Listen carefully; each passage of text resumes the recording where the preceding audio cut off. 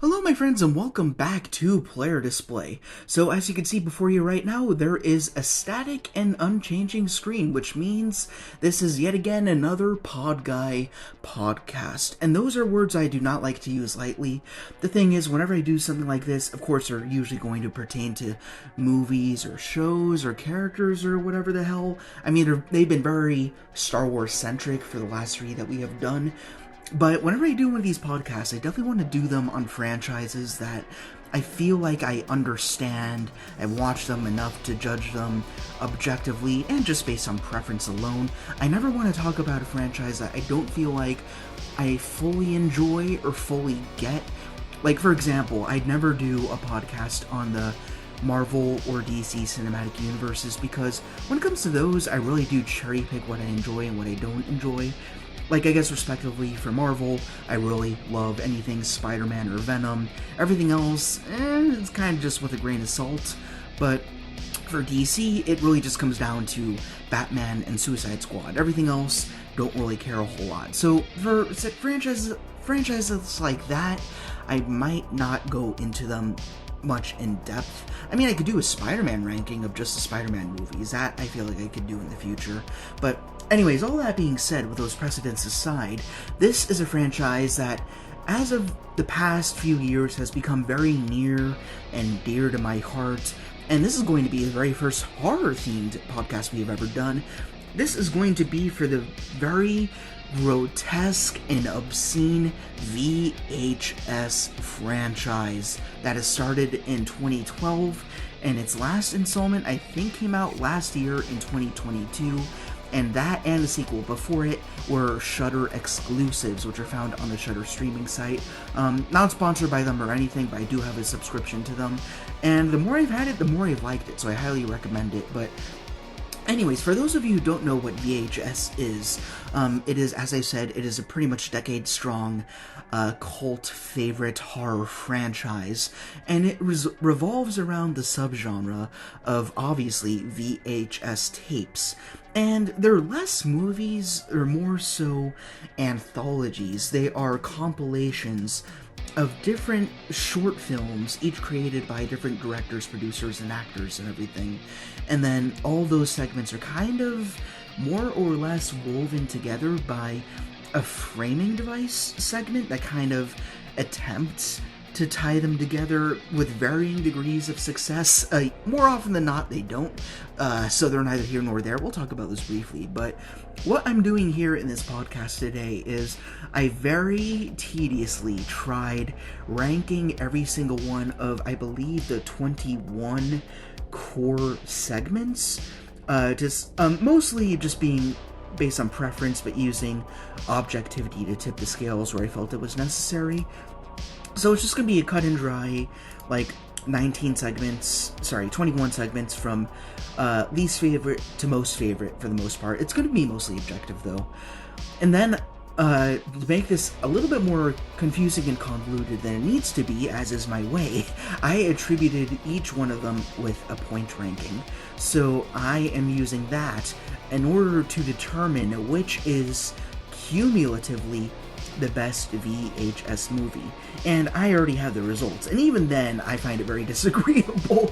The thing is, each of these movies, except for one, we'll talk about that, each of these movies has segments that are really excellent, but also segments that really do fall flat. So I don't think it is possible to determine which one is the best, so I'm going to try pinning them down based on quantity and points and math alone, as lame Jane as that sounds. So again, pretty much the way this is going to go, I'm going to rank all 21 segments just based on their point ranking, and then also their placement within the 21 slot list, essentially.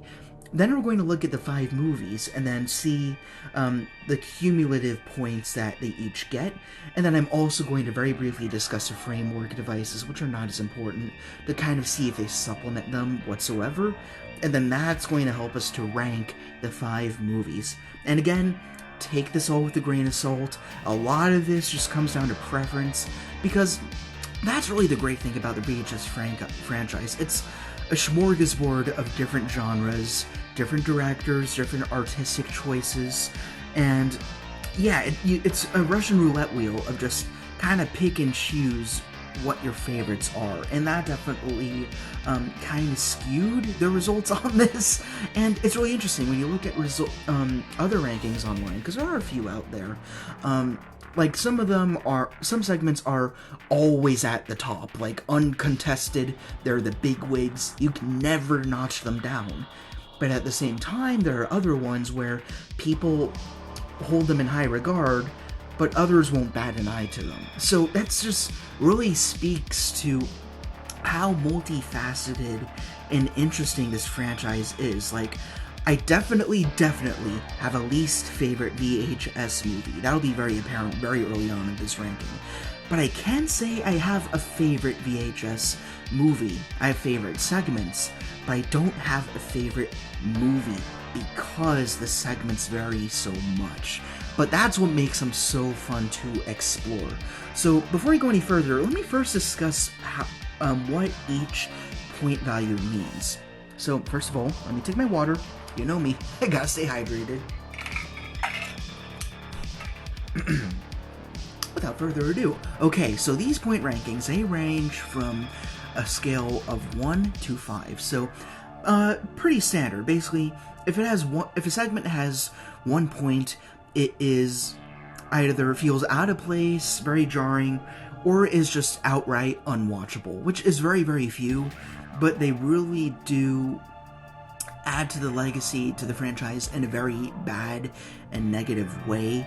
Unfortunately, they're not a majority of this list, which is really good, so we'll talk about those. Almost all of these segments we're going to brush through rather quick, because again, they're very short, so there's not going to be a whole ton to discuss, except for the worst of and the best of. As for segments that are 2 points, from here on up, it's good ideas. Like, almost every single segment has a very interesting idea or concept behind it. Then it comes down to the execution.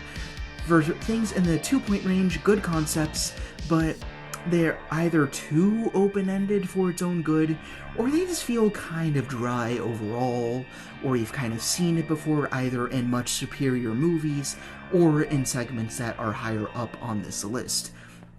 As for segments that are in the 3 point range, they're solid, they're good, they're very fun to watch, but there are some much stronger segments that do a better job defining the VHS franchise and furthering the kind of, I guess, analog horror VHS subgenre of horror.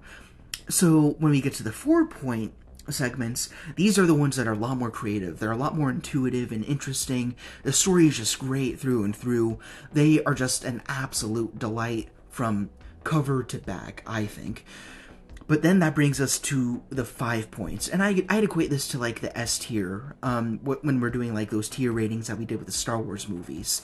These ones are the ones that I feel define VHS. They are the pulse and the blood of what makes this franchise so great for all its faults. Like, these are the ones you can never peg them down. They're so good.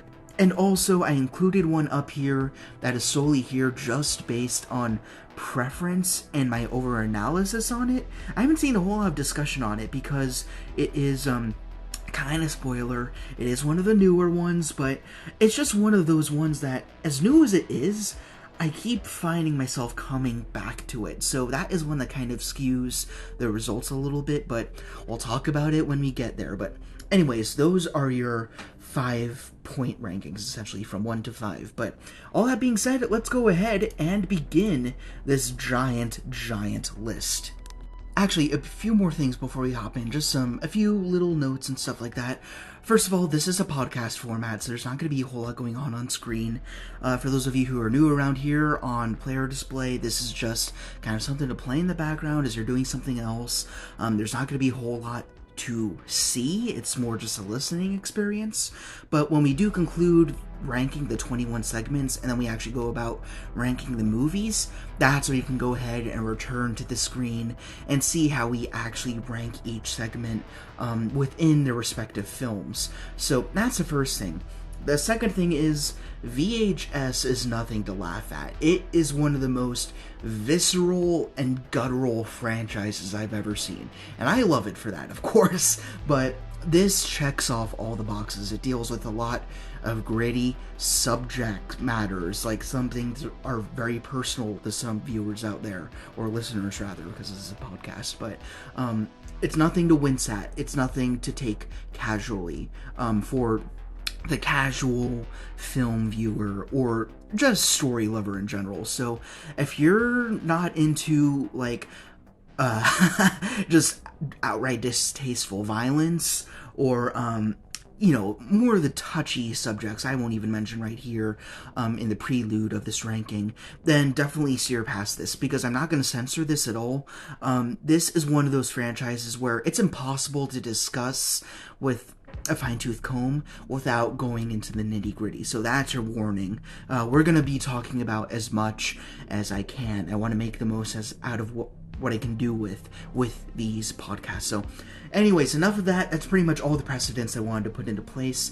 Let's get into the ranking. I'm staring at number 21, the worst segment in this entire franchise, pretty much unanimously. Again, this is one of those ones that no one moves higher or lower. This is one that cannot be moved.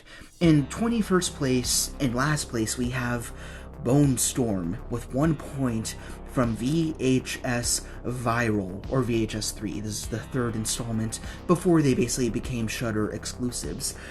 Everything is wrong about this segment. The directing is poor, the acting is terrible, the story is overall just uninteresting. So with each segment, we'll go ahead and I'll do my best to describe the story. So basically it's about kind of just these rambunctious, one-dimensional skateboarding kids who are... There's nothing interesting about them at all. They're pretty much all the same.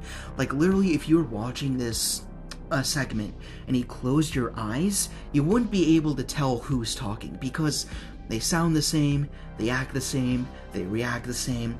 There's just nothing good about them. They're kind of just hooligans doing their hooligan shtick, getting firecrackers, skateboarding in places where they shouldn't be, and all that.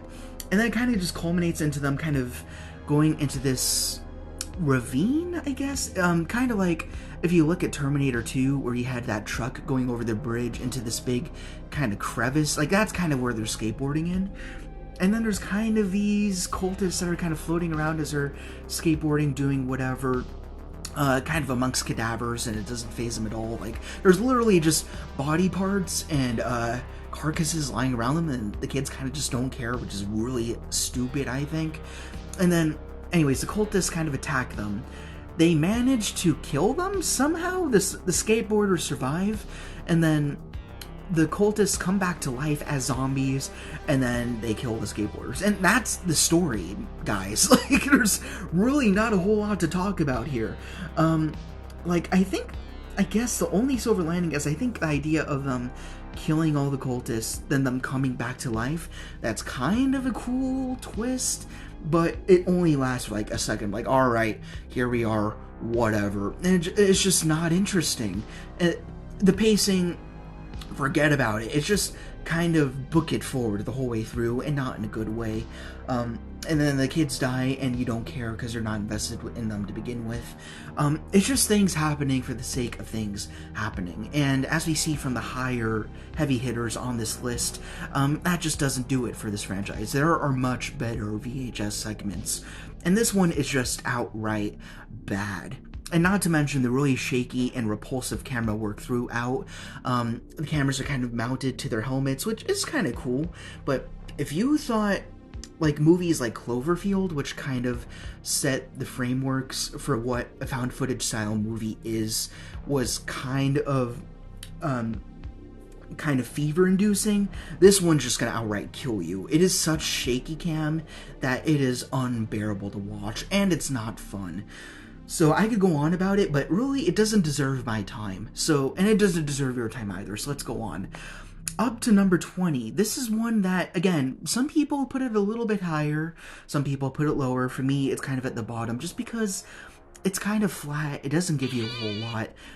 Sorry, that's my notifications. You might hear a few of those every blue moon throughout these podcasts. So in 20th place, I have Terror from 1994. This is another one of the Shudder exclusives, and another one-pointer. I wouldn't say this is bad. Like, honestly, Bone Storm is the only one of all these that is outright terrible and irredeemable. The story of Terror is basically, we have this white supremacist group that's kind of living out in a forest, kind of just doing their, like, 1%er white guy shtick, like, we're gonna rise up, we're gonna take down the inferior races in this country, and, all that shit, that's just never gonna happen, whatever. So, that takes up a fair chunk of the movie. It's just really, really boring.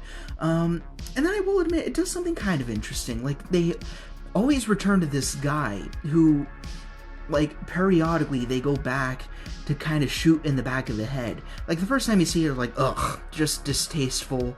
It sucks that they're just killing this guy. But then the same exact scene happens, and it's like, wait, he came back and then they're killing him again? Like, is ritual? Like, what's bringing him back? So that's kind of interesting. Kind of him just coming back to life. And then you realize there's something more than them just having this, white supremacist hard-on, pretty much. There's this guy who keeps coming back to life, and you're like, why are they repeatedly killing him? What is it about this guy, And then basically you have some of the younger novices within this group who, I guess overnight, they kind of break protocol.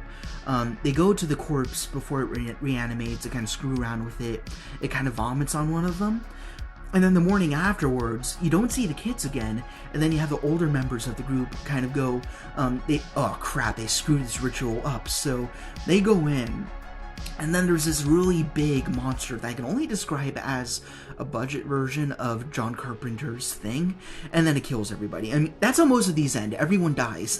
That's pretty much how it is, but ultimately, it's how we get to that end game that really makes these segments matter.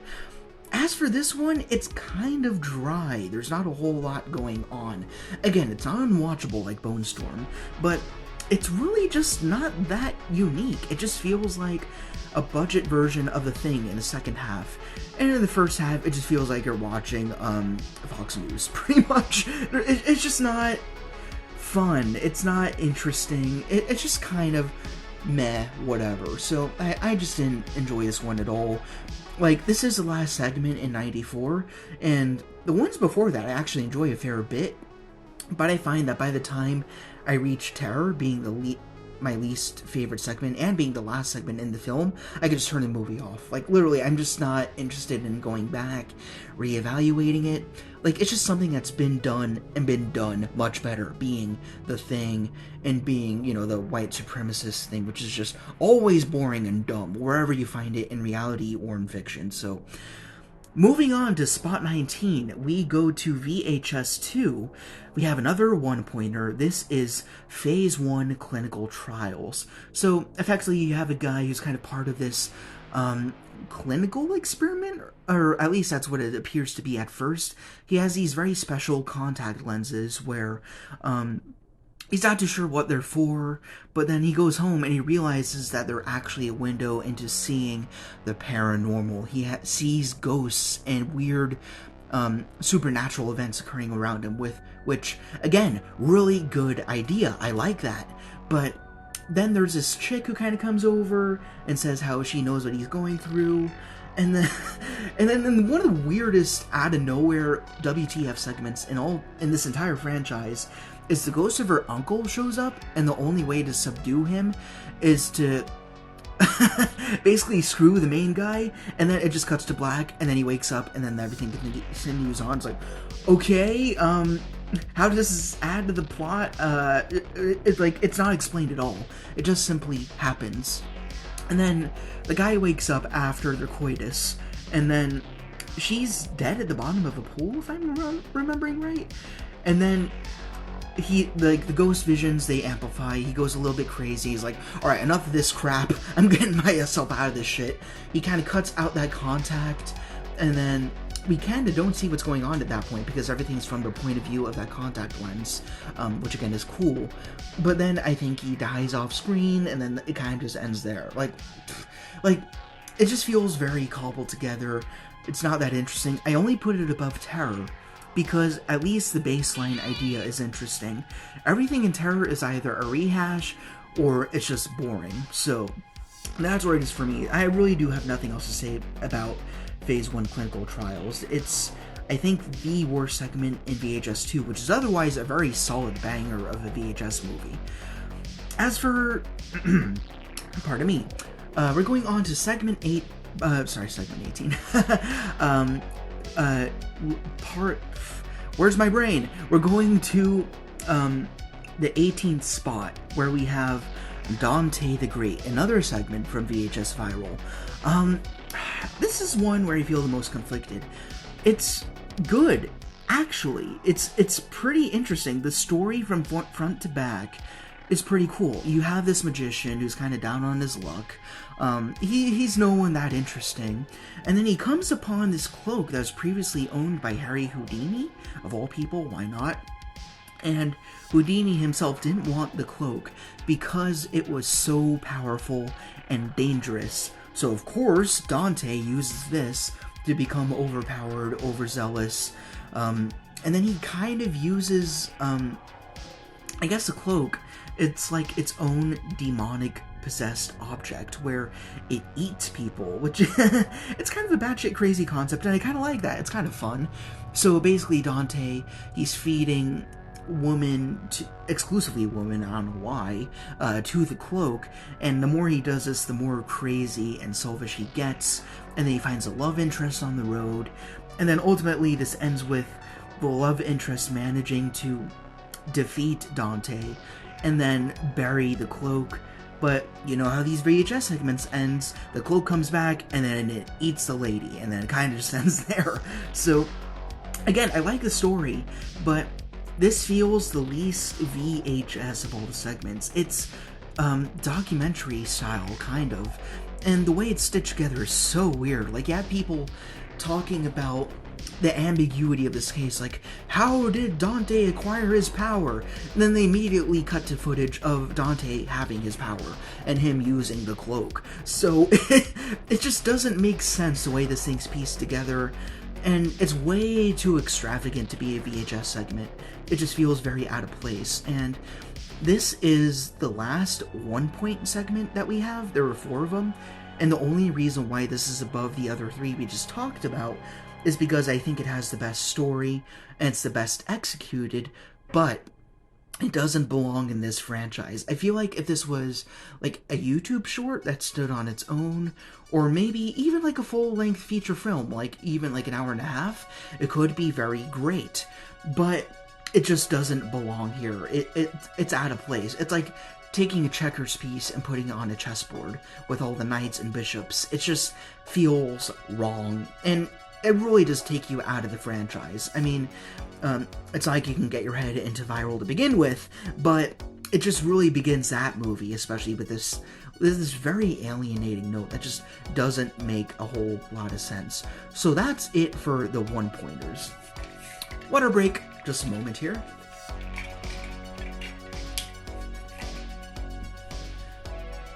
That takes us over to spot 17.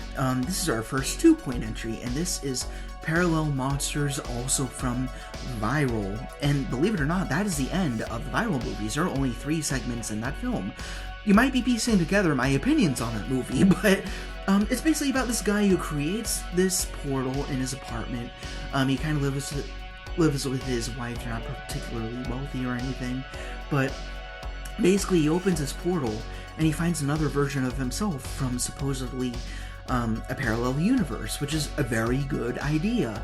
And they basically agree to themselves, hey, let's switch places for 15 minutes, see what the other world's like, and we'll come back, talk about it, and we'll go back. So we're focused on our world version of this man. He goes in, and things are very strange from the get-go. Like, the wife is very casually watching, like, footage from The Wicker Man can only be described. Like, you have, like these kind of, twine, like, effigies, I suppose, that are backed with, like, what I could say is more erotic human sound effects that are going on. Again, if this wasn't a podcast, I'd just be talking about straight out what it is, but I'm just gonna try keeping it sanitary where it's not necessary to go into the nitty-gritty. And then, and speaking of nitty-gritty, here's where you get into that. So apparently she's hanging out with 2 other guys, and then he realizes that they have very hungry and then strange alien phallic appendages, which is really bonkers and weird. And then you have this really big old giant zeppelin in the air that has this cross that's upside down, and then you're like, okay, we're in a world where Satanism has taken over and everybody is this horrible monster. So he goes back home and he realizes that his clone has kind of screwed up his real world wife in some way. And then I think he winds up killing the guy, but then the wife kind of walks out of the bedroom and then she kills him because, again, everyone dies in these. Yeah, this one is too over the top. It overdoes it.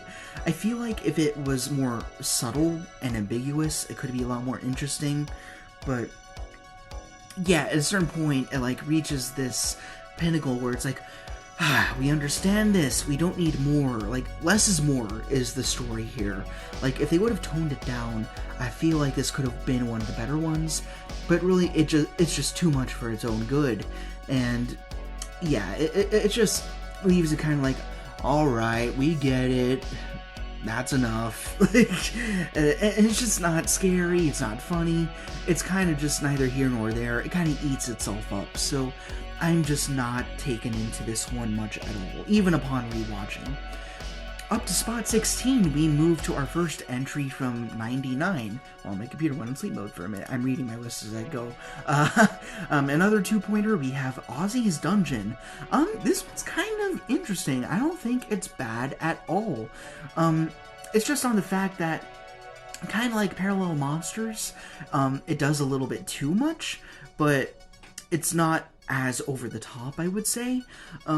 So there's kind of 3 parts to this. So first of all, it starts off as a kid's game show from the 90s or early 2000s. It feels very Nickelodeon. So basically you have a whole bunch of kids going through like these obstacle courses and stuff like that. Kind of like Wipeout, I suppose, which is like, what?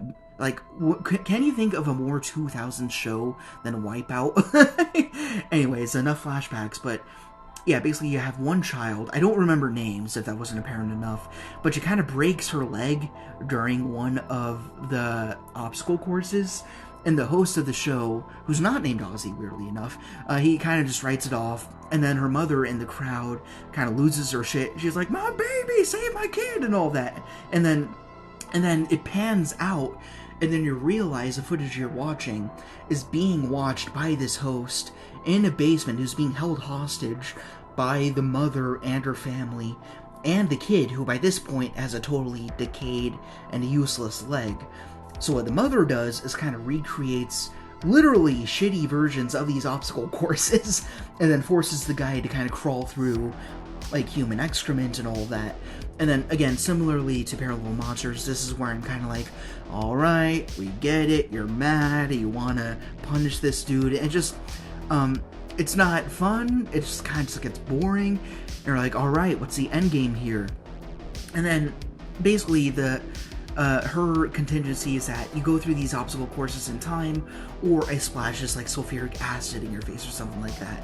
And he's like, alright, if you don't do that, then I will bring you to Ozzy's Dungeon, where, I forgot to mention, the reward for winning Ozzy's Dungeon is to very ambiguously have any wish beyond your wildest dreams get granted, or something. So, anyways, she agrees, and then he directs them to the studio, this filming studio, which is kind of the backlot of this game show, and this is kind of the third part of this segment.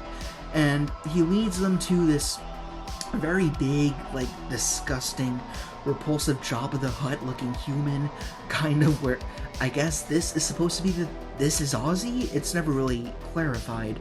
So the girl goes up in her wheelchair, whispers something in the creature's ear, and then all the adults around her, including the host and her parents and her family, their faces start melting off as this really crazy looking insectoid, again kind of The Thing, looking monster erupts from Ozzy's stomach. And then, to this short's credit, I will say it does end with one of the best endings, one of the best ending frames, I should say, of any segment, is it focuses in on this kid's face having the most devilish, satanic, shit-eating grin I've ever seen, and that is perfectly maniacal and kind of leads to you kind of wanting to deep probe the segment, what we just saw, and kind of what her perspective was, because she was largely silent, and then at the very end you see this big old, like, evil looking smile, which I loved a lot, but that doesn't unfortunately help me promote this segment anymore. Again, it's kind of just running around, like kind of overdoing like a very Saw segment in the middle. I actually love Saw, but here it's kind of like, okay, we know we don't like this guy, let's get to the end. Like it just takes too long, to the point where I just get bored and not as invested until that last smile. So that's it for Ozzy's Dungeon, really. Over to spot 15 with 2 points. Once again, we have the longest title of any of them, being The Sick Thing That Happened to Emily When She Was Younger, from VHS 1, actually being the first one from VHS 1 that we are looking at. It's not bad, honestly. For me, it's more a matter of preference. I just don't find myself enjoying this one as much as the other ones in that film. It's about this, I guess, college girl is kind of Zooming, or rather Skyping, with her boyfriend. Again, this is 2012, Zoom's not a thing yet, but she's basically saying how she's feeling these weird pains in her arm. She's kind of hallucinating, she's seeing these visions, and then these visions become apparent through her end of the Skype call, and then you see these ghosts running around, you hear these very big, loud, brash noises, kind of disrupting everything. Sorry, I check every once in a while if I'm recording or not. Yes, I'm good. Okay, but yeah, then eventually this all kind of culminates in her like kind of poking at her arm, and the boyfriend's like, don't do that, that's disgusting, it's not good for you. And then eventually, like, all these ghosts keep popping up around her, then she winds up just passing out.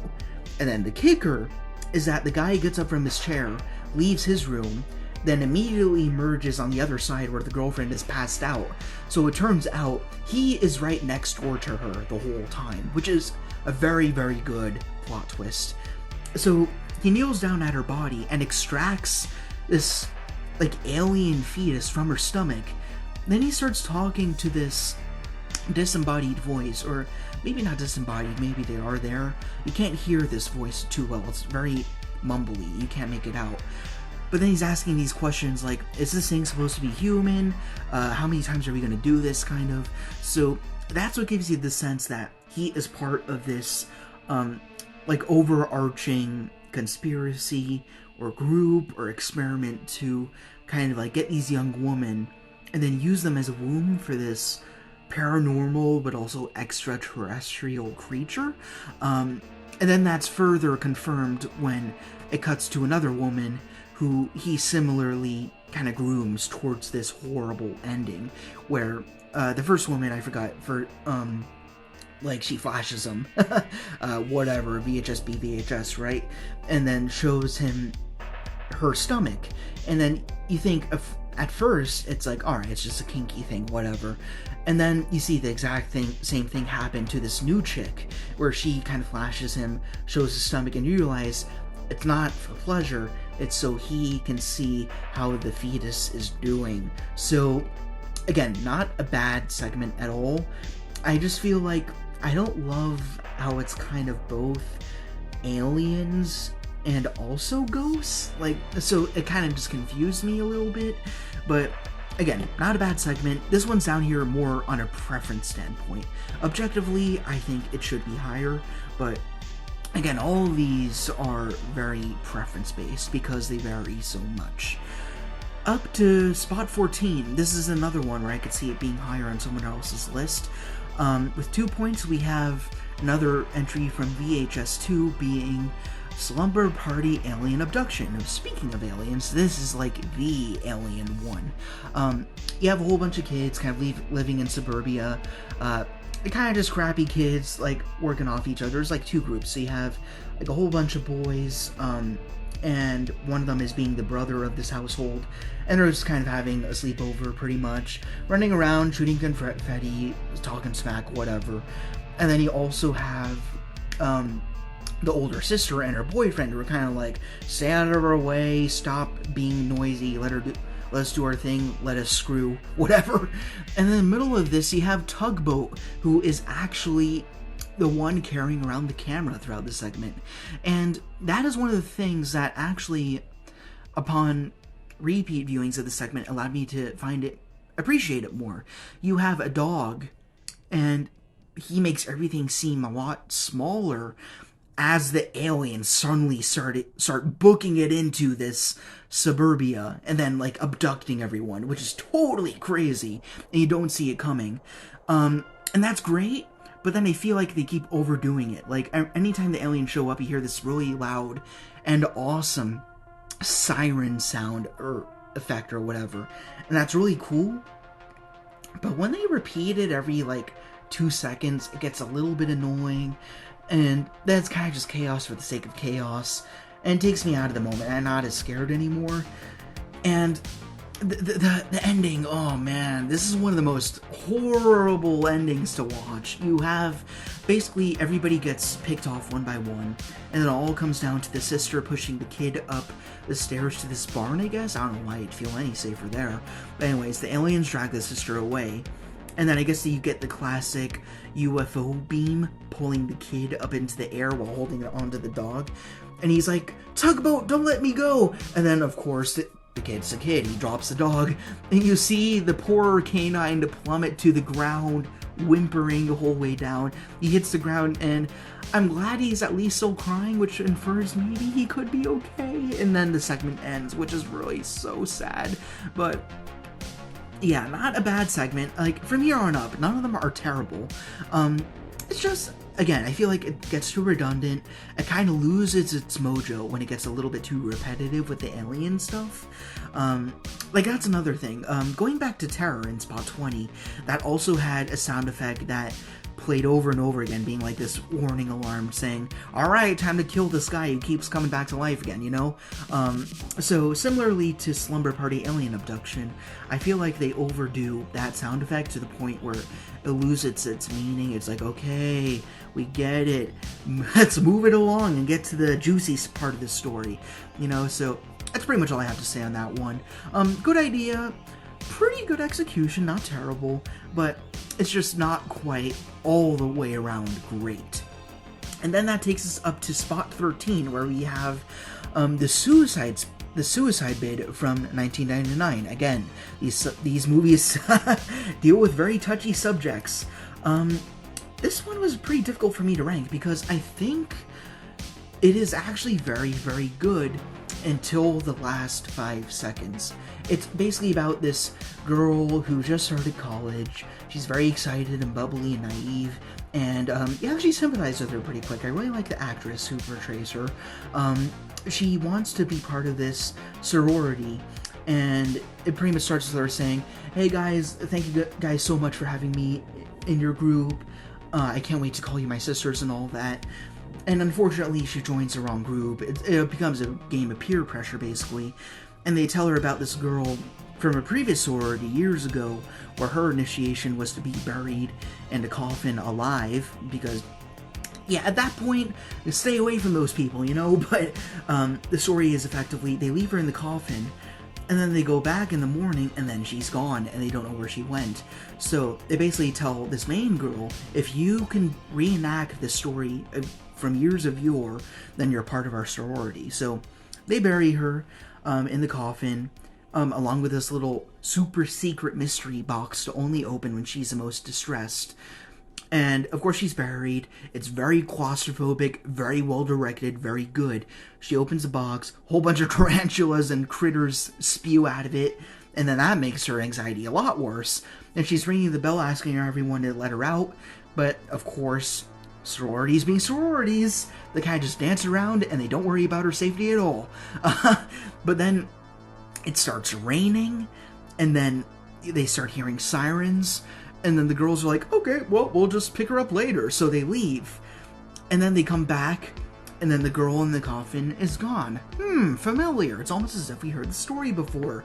So, it's just like a big, like sunken hollow of water, pretty much. They dive in, they can't find the girl at all, and then the footage just cuts, pretty much. It just ends there. And then you see all the girls in these coffins, and then you're like, oh man, this is their consequence. How's this gonna play out? And then that's where it just gets really cheesy and dumb. You have, I guess, the undead version of this girl they buried before, and she says, the girl said, if I give her more girls, she'll let me go, and all that. And then you see the zombie face of the girl, and then it just cuts. It ends too quick, it ends very cheaply, the makeup's terrible, and it's very exposition. It tells you too much. Like, this is something I've been wanting to say throughout this ranking. I suppose I'll say it here because it better informs the higher rankings here. One of the best things about VHS, and a lot of its segments, is the ambiguity. It doesn't always hand you the ending, or the meaning, or the lore, or the background. It lets you fill in the blanks. And that is what makes the better segments of this so good. It leaves you wondering. This is the case where it just gives it to you, and then you're like, alright, fine, and then you don't wonder about it. There's nothing to wonder about. It just ends on kind of flat on its face. So I really don't like ranking it this low in its spot. Where are we again? Yeah, in spot 13, because overall I think it's very, very good with the claustrophobia, kind of the hazing and peer pressure element that I think makes it a very good story. But then the ending, it really just kills it for me, unfortunately. But everything before the ending, pretty good. I like it. In spot 12, we have the Gawkers from 99 as well. Yeah, this one's tricky. I had a tough time between Gawkers and Suicide Bid. I couldn't figure out which one to put over the other. So the story behind this one's actually very unique, in that this also weaves into the framework of 99. Throughout 99, between each segment, you have these very hokey and campy and kind of funny stop-motion animations done by kind of just this kid in his bedroom, and all these little tiny bits from the framework lead into this fully done sequence being the Gawkers. And this focuses on a group of hooligans kind of in a suburban household, and they're using their camera to spy on this woman across the street, and, you know, kids being kids, like, whoa, wow, she looks so fine, all that crap. So that's really disgusting and whatever. And then I guess the younger brother of the older brother, who is in the household, I don't know where the parents are, they watch this brother actually kind of walk up to this lady, no issue, like kind of on roller skates, totally pathetic, and she kind of just welcomes him into the house, no problem. And then the brothers, they see him come back to the house, and he's like, and they're like, since you're so tech savvy, could you go ahead and install some spyware in the house so we could see more of what's going on?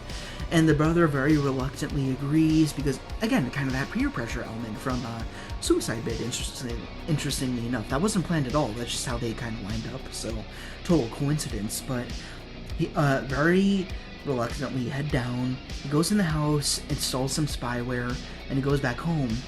So all of them are together, and they're watching the woman, you know, undress, kind of get ready for the evening, but then she takes off her wig, and you realize she's a Medusa, a Gorgon. She has snakes everywhere and everything, and that's when the kids finally get their comeuppance. They start freaking out, they look out the window, they see the snakes, and they see the woman look at them from the window, and that's your shit your pants moment. So the kids are ready to start, like, alright, turn off the camera, close the window, let's forget this ever happened. But then she crashes through their ceiling, and then turns every single one of them into stone. And that is so fun. This is a very fun segment. So why do I have it this far down? It's really just a matter of circumstance, because I believe the other segments above it are a lot better. This one is good. In fact, this is our first 3-pointer. I think I forgot to mention that. This is where we head into the good territory, good all around. the reason why I think I put it above Suicide Bid, which is a 2-pointer, is because, first of all, the framework. I like how it ties into that.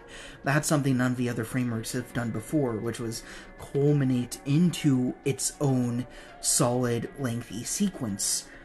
The second reason why I prefer the Gawkers over Suicide Bid is it didn't have a shit ending. In this case, everyone gets their comeuppance, and it feels very satisfying and not hokey. It makes sense. I don't know, it's kind of clever that they use like Greek mythology in this modern context. It kind of works well.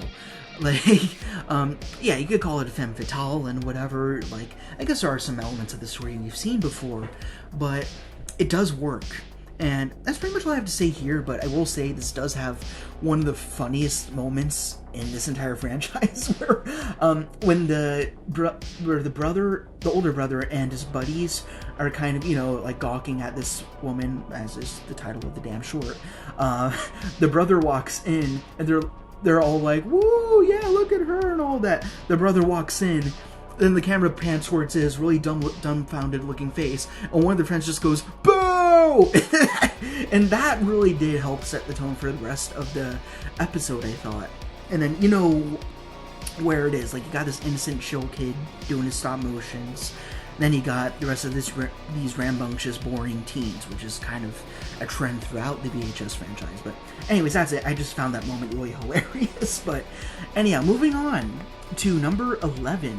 We have another three-pointer. We have, this is actually the one where a lot of people put this at the very, very, very top of their list, and I totally understand that. This is 10/31/98, which I call Halloween, pretty much, just to keep it easier. This is from VHS 1, and this is pretty much, from what I can gather, the fan favorite. And it's not hard to see why. You have, again, say it with me now, a group of kids. Actually, these guys are not too bad. They're more mature. They're kind of just going out to go to a Halloween party. And I guess they got the wrong address. They kind of go to this house that's kind of abandoned. There's not a whole lot going on. So, like, they're in their costumes. They're having fun, making jokes. Being pretty chill. Like, they're the guys you want to hang out with. They're not so bad. They go upstairs. They hear something going on. And they think it's, like, kind of a haunted house attraction sort of thing. They see a woman kind of strung up, crucified, as all these southern men around her are reciting this prayer, like, send us down, something like that. And then this is another kind of funny moment in this franchise where you have the kids who went into the house, like college age, by the way, and they kind of repeat that incantation, and then the older men, they kind of shut up and they look at them like, what the hell are you doing here? You ain't supposed to be here, stuff like that. And then the kids realize that this woman is in peril, so they try to save her. So they try, roughing them up, like getting them pinned down so they could free the girl. But then suddenly this crazy paranormal force kills all these older men. And then, of course, like, as freaked out as the guys are, they're like, we gotta save this girl. So they unbind her, they take her away, they put her in the car, and they start driving her off. She's not saying a word. She's, like, crying. She's hysterical. And they're like, what's her name? Well, bring her to the hospital. You'll be just fine. Like, these are actually good guys. But then suddenly the woman disappears. Where the hell did she go? They find her on the windshield of the car. And then the car is no longer moving. The woman disappears. And then the car gets stuck on a railway where they get hit by a train. They die. The movie ends and concludes with they come to get us with from Death Set, which we will talk about later, because the music, oh my god, love the music throughout this franchise. But anyways, yeah, this is one of the most solid and consistent sequences throughout this entire franchise. Very, very good. I think the thing that takes me out of it is the CGI. I guess it kind of adds to the campiness a little bit, which is good. But, I mean, compared to the other sequences within this particular movie, the first installment, of course, they are very gritty, a lot of practical effects. So when you suddenly get, like, CGI arms coming out of the wall and the plates floating around, it does take me out of that moment. But the story is excellent. Talk about a plot twist. Like, the woman they were trying to save was actually the one that the older men were trying to, exorcise and purge the demon out of. The woman was the problem, not the old guys. They were doing their job. And pretty much it's the story of wrong place, wrong time. They went to the wrong house, and it just took them down a totally different tangent. Not the Halloween that they were expecting, to be sure. Let me take a sip of water before we move into our top 10. Whew. Excuse me. Anyway, our 10th spot, we have another 3-pointer. This is Second Honeymoon, also from VHS 1.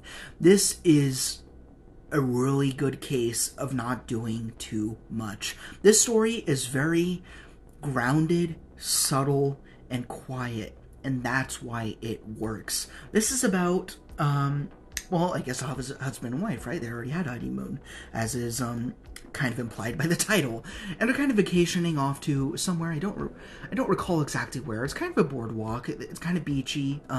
Oh, they're at the Grand Canyon. That's right. That's one of the main set pieces in the film. But yeah, they kind of go out on several nights. This takes place over the course of a few days. Kind of lovey-dovey and all of that.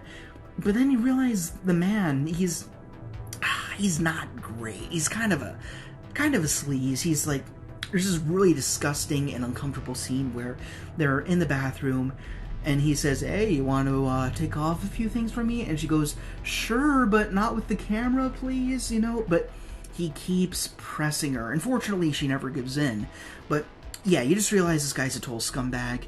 And then when $20 disappears from his wallet, he immediately blames the woman and says, like, "You take money from me? Like, it wouldn't be the first time, you know," and all that. And you just realize, all right, this guy, real scum. But written very well type of scum, you know? Like, he's not the unwatchable kind of people that you've seen in the previous segments we discussed. Because he's well written, you buy into it. You accept that he is a dirtbag, that this is a toxic relationship. And then, on the other side of the story, you have them sleeping in their apartment, and then there's this stranger kind of walks through with the camera, filming them, playing with their sheets, taking their toothbrush and dipping it in the toilet and then putting it back and then leaving unnoticed. And that is another very creepy part about this segment. And then in one of these moments where this stranger comes into their apartment, she goes up to the husband and then lashes his neck. Well, not even lashes his neck. Like straight up takes a pocket knife and just stabs him, offs him. He's dead. There's blood everywhere. It's really disgusting. But at the same time, you're like, ugh. And then you're also like, yeah, he deserved that. But then the kicker of this segment is you see the camera again in the bathroom mirror, and you see the stalker, being a woman, making out with the other woman. And all of this is intercut with pretty much the epilogue of the story. You see, I guess, the camera out facing towards the window of a plane about to take off. And then, or was it a car? It was hard to tell. But then I think you hear the main girlfriend we've been following saying, "Did you erase it?" And that one line alone makes this one of the best segments throughout this entire franchise. Again, ambiguity. You don't totally know, like, have they been in cahoots the whole time?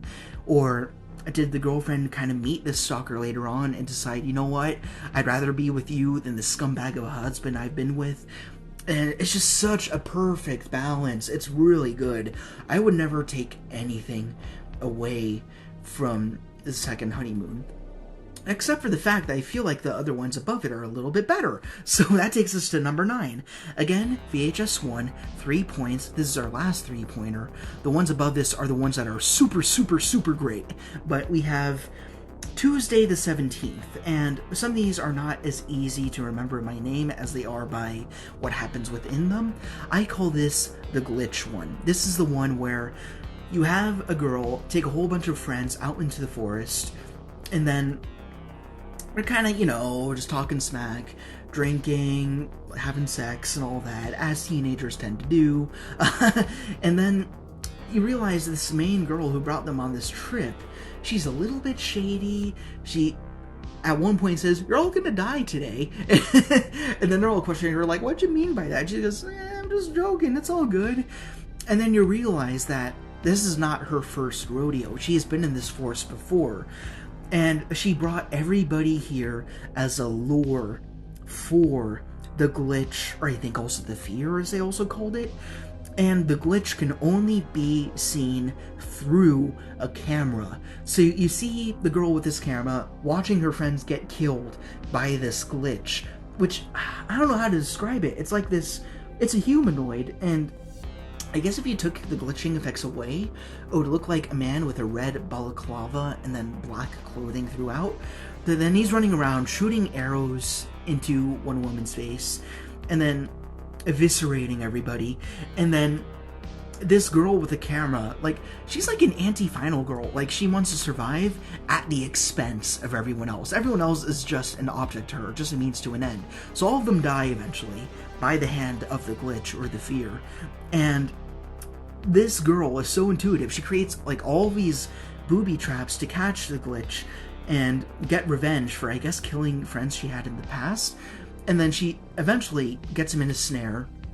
She's like, I got you.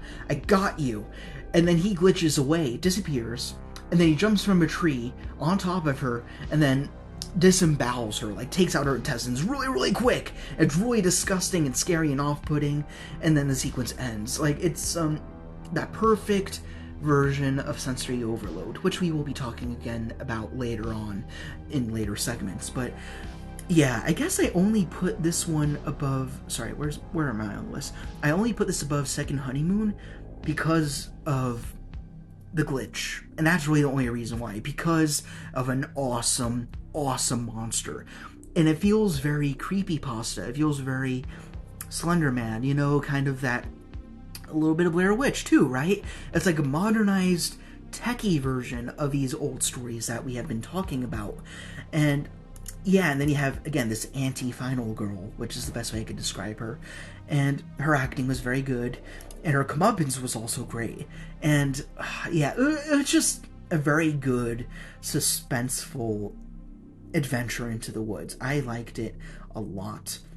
That being said, I did not like it as much as the 4-point segments, which we are moving on to right now.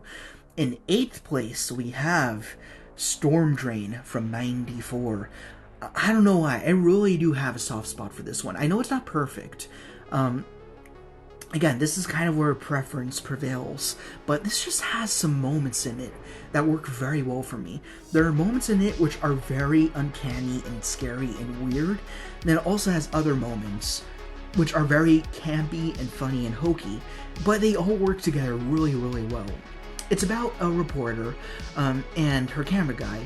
Of course, that's your camera for this segment, right? Every single VHS segment has at least one camera. And they're investigating this urban myth, kind of similarly to Tuesday the 17th with the glitch. But this time they're talking about the RAATMA, who is supposedly this underground cryptid. That's the word I'm looking for. And they're going into the sewers to figure out what this is all about. Kind of on the anchorwoman's whim. She just wants a really good story. And actually, that's one of the strongest things about this segment that I think is understated when people talk about it. It's the banter between the anchorwoman and the camera guy. And she's like, oh, we're down here for a very important reason. I know it's disgusting, but we need to give exposure to the people who are trapped down here who need help. And then you have the camera guy who says, oh yeah, it's for your Pulitzer, right? For your award. And then the anchorwoman says nothing. And then that gives you full light into the kind of person she is. She is not fully altruistic. She wants to get merit. And that alone, for as little as you have these characters, you really buy into them very quickly. So she's going through the sewers with the guy having the camera, and then she finds this really nasty looking man, and then he's a man of few words, to say the least. And she goes up to him and she's like, hey, what's your name? Do you need anything? We're friends. We're not here to hurt you or anything. And then she goes, do you know anything about RAATMA? And asks him the more probing questions. And then this brings us to one of the most unnerving moments in this whole thing. Which is, again, really, really creepy and off-putting, but also a little bit funny at the same time. Like, he looks up at her, smiles. And he had like this black tar liquid leak from his mouth. And then she's like, oh, okay, thank you for your time. We'll get away from you.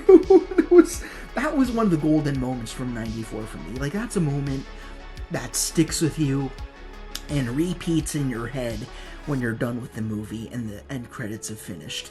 Oh, man. I love that moment. But, like, that's not the only good moment. That continues.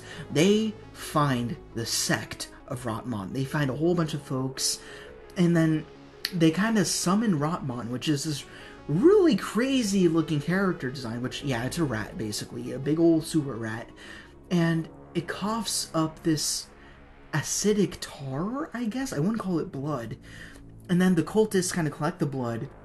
They pour it on the guy, and his face melts away.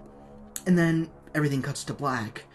And then you realize the anchor woman, she survived, and then she's back at her place next to her fellow anchorman. And then everything seems okay. It seems like she's made a full recovery.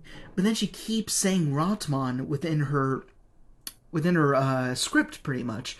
And then the guy next to her is like, okay, this is a little weird. And then all of a sudden, she starts choking a little bit. And then she coughs up all that black liquid onto this guy, and he melts away. It's so gnarly. I love it. But then she looks into the camera, and then with this big, casual, chill smile on her face, she says, "Hail RAATMA." And that's the end of the sequence. I love how this is such a good blend between absolute repulsiveness and just this campiness, without being fully funny. Like, it's just, I don't know. It's black humor, is the best way I can describe it. It knows it's funny when it's being funny. It's not like it's so bad it's a good thing, you know? It's just right. I love this one a lot, especially since it kind of harkens back to, again, cryptids, creepypastas, urban legends, things of that nature. And then that brings us up to another segment from the same movie, 94, where, again, I had a lot of trouble between these two. I wasn't sure which one to put above the other. But this, again, 4 points, we have Empty Wake. Now, this is one where I watched 94 for the first time.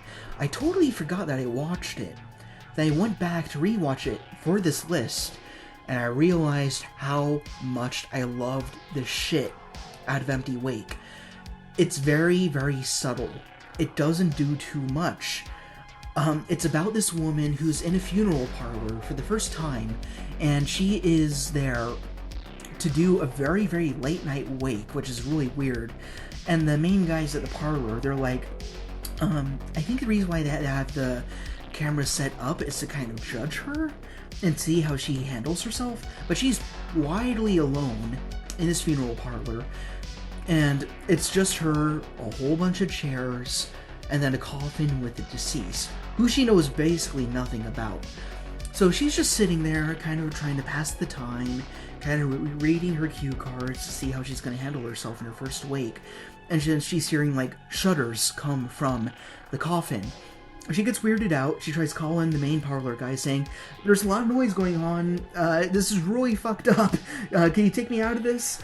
And then, sorry, that's my first F-bomb on this channel. But again, I gave you a warning. Anyhow, the guys are like, if you can handle this, then you're out of the job. I'm sorry. So she tries to stick it out, be tough. To her credit, she does.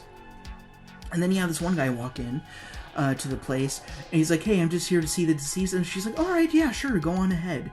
So he goes over to the coffin, and you'd think that he'd be like, "Oh, I'm so sorry, I miss you, you were such a good friend." But you can't really hear out what he's saying, but he's like moving his hands in a way that he's like conducting a ritual or something. But regardless, you can't make out anything that he's saying. He gets up, he leaves, and the woman's like, "All right, bye. That was odd, you know?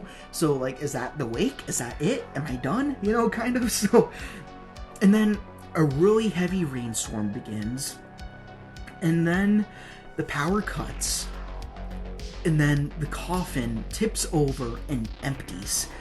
No, excuse me, spoiler. It really starts shaking, and then you know this guy is alive in there. The woman freaks out. She wants nothing to do with this. So she tries leaving. The doors are chained up. She can't get out. She goes back to the coffin. The coffin is empty, and then sirens begin. And then the carcass is no longer a carcass. It's just a flat out classic contemporary Night of the Living Dead zombie, kind of just shambling around the place. Half of his head has fallen onto the ground because he was a suicide victim, and he died in a really crazy way. I can't remember how, but that's aside from the point. Then you have this woman trying to hide from this zombie as these, like, horns blare, like hazard horns, like nuclear crisis horns, really terrifying, and there's nothing she could do except hide from this thing. And she has this camera on her to see better because it's totally dark, and she keeps panning from the moving around body that can't hear her or see her, and then she keeps panning down to this other severed part of his head where, and then looking back at the zombie, looking back at the head, looking back at the zombie, and you as a viewer, you're like, stop looking at the head, you know the thing's gonna open its eyes. And sure enough, it opens its eye, the body chases after her because it knows where she is now, cuts to black, as a lot of these segments do, and then when it turns on, the camera's kind of just on the ground, and then you see this woman moving around as erratically as a zombie for a very long time. And then you're watching this and you're like, she didn't make it. Damn it. You know, you're kind of rooting for her because she was a very sweet girl. You felt bad for her. And then she jumps out the window and that's it. And then again, let's talk about ambiguity again. This is one of those segments that deserves that. Like you have this guy come in, kind of do that hocus pocus whatever. And then that's one of those things that just leads you to have all these theories. And the doors are locked. You hear these sirens go off in the air, and it just drives you to all of these conclusions. Like, I guess my theory is there was no job at all. There was no position. This was all part of a scheme to kind of begin, like, some sort of occultist plan to start Patient Zero. You know, like, this guy who reportedly committed suicide, maybe not. Maybe he was part of this group, and he allowed himself to die to become the first zombie, I suppose? And then I guess phase 2 of that experiment is to see if she could become the next zombie, to see if this virus was spreadable. And then the sirens turn off, she's infected, and they let her leave through the window. That's just a theory. But this is one of those segments that's so good because you keep coming back and wondering without watching it. Like, when you're just going about your day, you can't stop thinking about it. It's so fascinating. I love Empty Wake a lot. It's very, very well done. Through and through. Nothing to complain about here in this 4-point entry. Moving on to another 4-point entry, we have To Hell and Back from 99. This is kind of a new fan favorite. This one's a lot of fun. You got another cult here. You have basically these two guys who are filming this ritual that this cult is conducting, where they have a woman laid out as this choir of women try doing these cantations to bring out a demon from a realm, most likely being hell. They knew him by name, I don't remember the name, but ultimately the ritual goes awry, and suddenly these two guys who are filming, they get sucked into hell. Like, they're literally in hell, like cut and dry. They are in the underworld, and it's a total hellscape. You have cadavers everywhere, and then you have these demons, these anthropomorphic creatures. They're just running because they have like a 5-minute timestamp to get out. And on their way, they meet who's one of the tour de forces of all the characters in this franchise, being Mabel. So well acted, very funny and jittery, very malicious and creepy. She feels like one of those characters you'd find if you like went to one of those, like, not a real haunted house, but like one of the haunted houses where they have all the character actors and stuff like that. Oh man, this woman, she kills it as Mabel so well. She's so fun to watch. Her dialogue is great. She speaks with the thys and these that you'd find in Shakespeare, kind of. And oh, she's just such a blast with every frame we have her in. And then basically she says, I'll help you guys get out as long as you go back to the outside world and write my name in the journal of the cultists or something like that. So they manage to get out, Mabel gets slaughtered in the last moments, but the two guys, they finally make their way back to the cultists, who straight away kill them because apparently, I guess the ritual just wasn't good enough for them. So one of them gets killed immediately, but as for the last one, he manages to use his blood to trace Mabel's name into the scribes. Then he dies, and the footage cuts. Excuse me. Ugh. Been talking a while. But then, here's the kicker. The segment ends, but then that's the last segment of 99. That takes us to the end credits. At the very end of the credits, we have perhaps our only post-credits thing to happen in any of these movies. You have the cultists chanting Mabel's name. I'm not too sure why. Maybe Mabel was not in it for the guys at all. Maybe she just wanted to become a higher deity and nothing more. Now they're chanting her name instead. So again, it has an ambiguity in there. There's not a whole lot more I could say on that, but that's another area where you could have theories and theories for days. Like, ultimately great segment. Like, it's part horrible, scary hellscape, but also kind of a dude bro adventure. It's very campy and funny. The dialogue they have, it's just a lot of fun. I wouldn't mind seeing this being a full-length feature film. It's just a lot of fun. On to our last 4-pointer now, and this brings us into the top 5. We have A Ride in the Park, which I call the Zombies one, from VHS 2. Again, very fun and campy, very similarly to Hell and Back. The reason why I put it above To Hell and Back is because it's a lot more complex. It's not as cut and dry as To Hell and Back, which is okay. It's alright that it's a nice, streamlined, we're going to hell, and we're fighting our way out of hell story. That's a lot of fun. But A Ride in the Park does a little bit more. You have a guy on a bike, driving through kind of like these back roads a little bit, just enjoying his time, shares a quarrel with his girlfriend, kind of playfully. It's a little bit aggressive, but playful, like passive aggressiveness, you know? You kind of feel for them. They're a cute little couple. But then he sees this woman who's just very ill on the road. He gets up and tries to help her. And she starts vomiting this really disgusting liquid of some sort. And then she bites him, and then I think he knocks her brains out and kills her. And then, of course, he's totally disoriented. Like her, he throws up in the same way, then he passes out. And bear in mind, this is all from the perspective of his helmet cam. That's where we're seeing all of this happen. Then he gets up, and then he is part of the undead, like she was. This entire segment from here on out comes from the perspective of a zombie. POV undead. Ain't that grand? I love that idea so much. Anyways, he starts shambling around through the woods. Actually, hold on, I'm ahead of myself. Before he turns, he shambles through the woods, almost makes his way out, then he passes out. There's another biking couple that find him, and then they go over to him, they call the cops, they're like, this guy's really screwed up. Then he gets up, bites the wife, then bites the guy and kills him, and then the wife, walks up, I think she runs off in fear into the woods, so much for the husband, I guess. And then the husband's down, and then you see the wife walk back as a zombie, hey gang, what's going on, you know? And then both she and the main zombie we've been following start eating the husband. Then the husband, in the single funniest moment in this entire franchise, sits up, looks at his wife, and pivots over to the guy, and we're like, okay, we're this now. And then we got 3 of them. And then the funniest thing is they infiltrate a birthday party.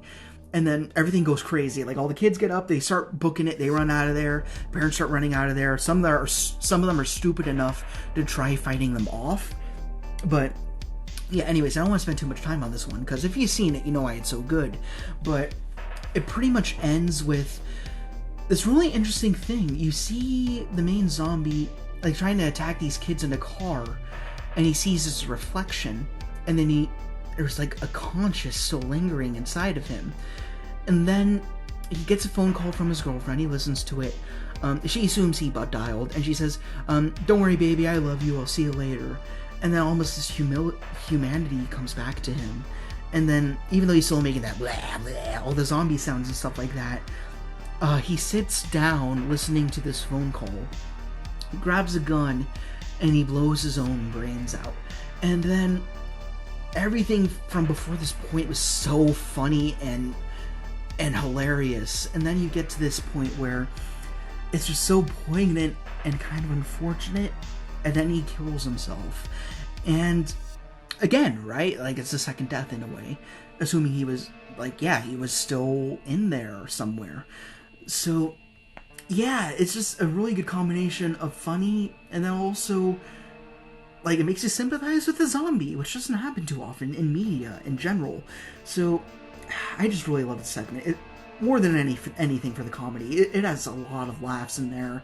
The action's very good. The practical effects are really good. The makeup is excellent. Very believable. No moment takes you out of this. Like, there's no campy CGI like in the Halloween one we looked at. It's very, very good. And again, I only put it above To Hell and Back because of the complexity that comes towards the end. Excellent segment. Love it a lot. Now we go on to our fourth place. This is where we talk about our four segments that are in the 5-point category. For me, these ones are either unbeatable or they're solely here on personal preference. But yeah, so the first one we're going to talk about here is in fourth place from 94, being The Subject. Oh man, you can't dislike The Subject. It is so creative and fun and totally depraved at the same time. It starts with this doctor, this crazy ass doctor, who apparently was once very reputable. I think he worked in the military, I don't remember, but he was very revolutionary in his medical field. But I suppose at one point he hides underground, abducts people, missing persons, and then he tries turning them into cyborg hybrids. Like, starts putting wires into them and, like, engines, blades, and stuff like that to keep them half alive and half dead. Like, right on the fence between being human and being robot. And it's so cool. And then you have, like, this Black Ops team kind of break their way into this place. And then they say, we're not here to arrest you, and they blitzkrieg the guy, they destroy him. But you're seeing all this from two perspectives. First of all, you have one guy, this is kind of weird to me, but he has a camera who's filming it, and of all the Black Ops team, he's very scared, he's very unnerved by everything, he's terrified by what's going on. He's not cut out for what's going on. And then the second camera you have comes from the eyes of one of the cyborgs, being a female, being one of the missing persons. And she kind of manages to slink away before the Black Ops team goes around to execute all the experiments. Because in their eyes, they're too far gone to be human. We're not bringing them back to their families like this. Let's just kill them. So basically, as they're making their rounds, trying to survey the area, they trigger an alarm, which is basically the scientist's last contingency plan. And he says, if you're hearing this, I am dead, and you are all going to die here with me. So everything goes haywire. All the experiments are pretty much released, the ones that are able to move anyways. There's one big hulking one with blades that starts cutting them up like crazy. As for the female one, she's like the most human of them all. Like, she gets up, like, sees herself in the mirror, doesn't like what she sees, she's horrified, the sound design is really good too, it really emulates her fear, and then she tears through as many Black Ops guys as she can, and then she finds the guy with the camera, so you have our two camera leads together, and then they both agree that all they want to do is get the hell out. They're both scared, they both just want to survive. So, unfortunately, the sergeant of the Black Ops team, he very critically wounds the woman. And as for the guy, he gets very critically wounded by the big, giant cyborg that was kind of just running around. I think there's no humanity left in it. It just wants to kill and kill, right? So, basically, the female cyborg kills the kid's killer, being the sergeant. And then, or was it the sergeant that killed? They both kind of work together to kill him. But then yeah, the big hulking cyborg totally emaciate the kid, and then the cyborg female destroys him. So then she falls to the ground, presumably dead, and then the guy obviously dies. And then everything ends with this one last top-down shot from a security camera, and you see the female cyborg slinking, limping away. And that's one of the first times where you've seen a lead survive. Like, I'm trying to think back to more of them. I guess the Anchor Woman and RAATMA, like, there are more of them. There are more, but this is one of those few cases where you have a main lead who goes to live another day. But the whole thing is such a spectacle. The character design, the manic characters, like, the doctor and the sergeant are equally crazy. And then the cyborg woman and the kid with the camera are both very, very sympathetic from their respective roles on their sides.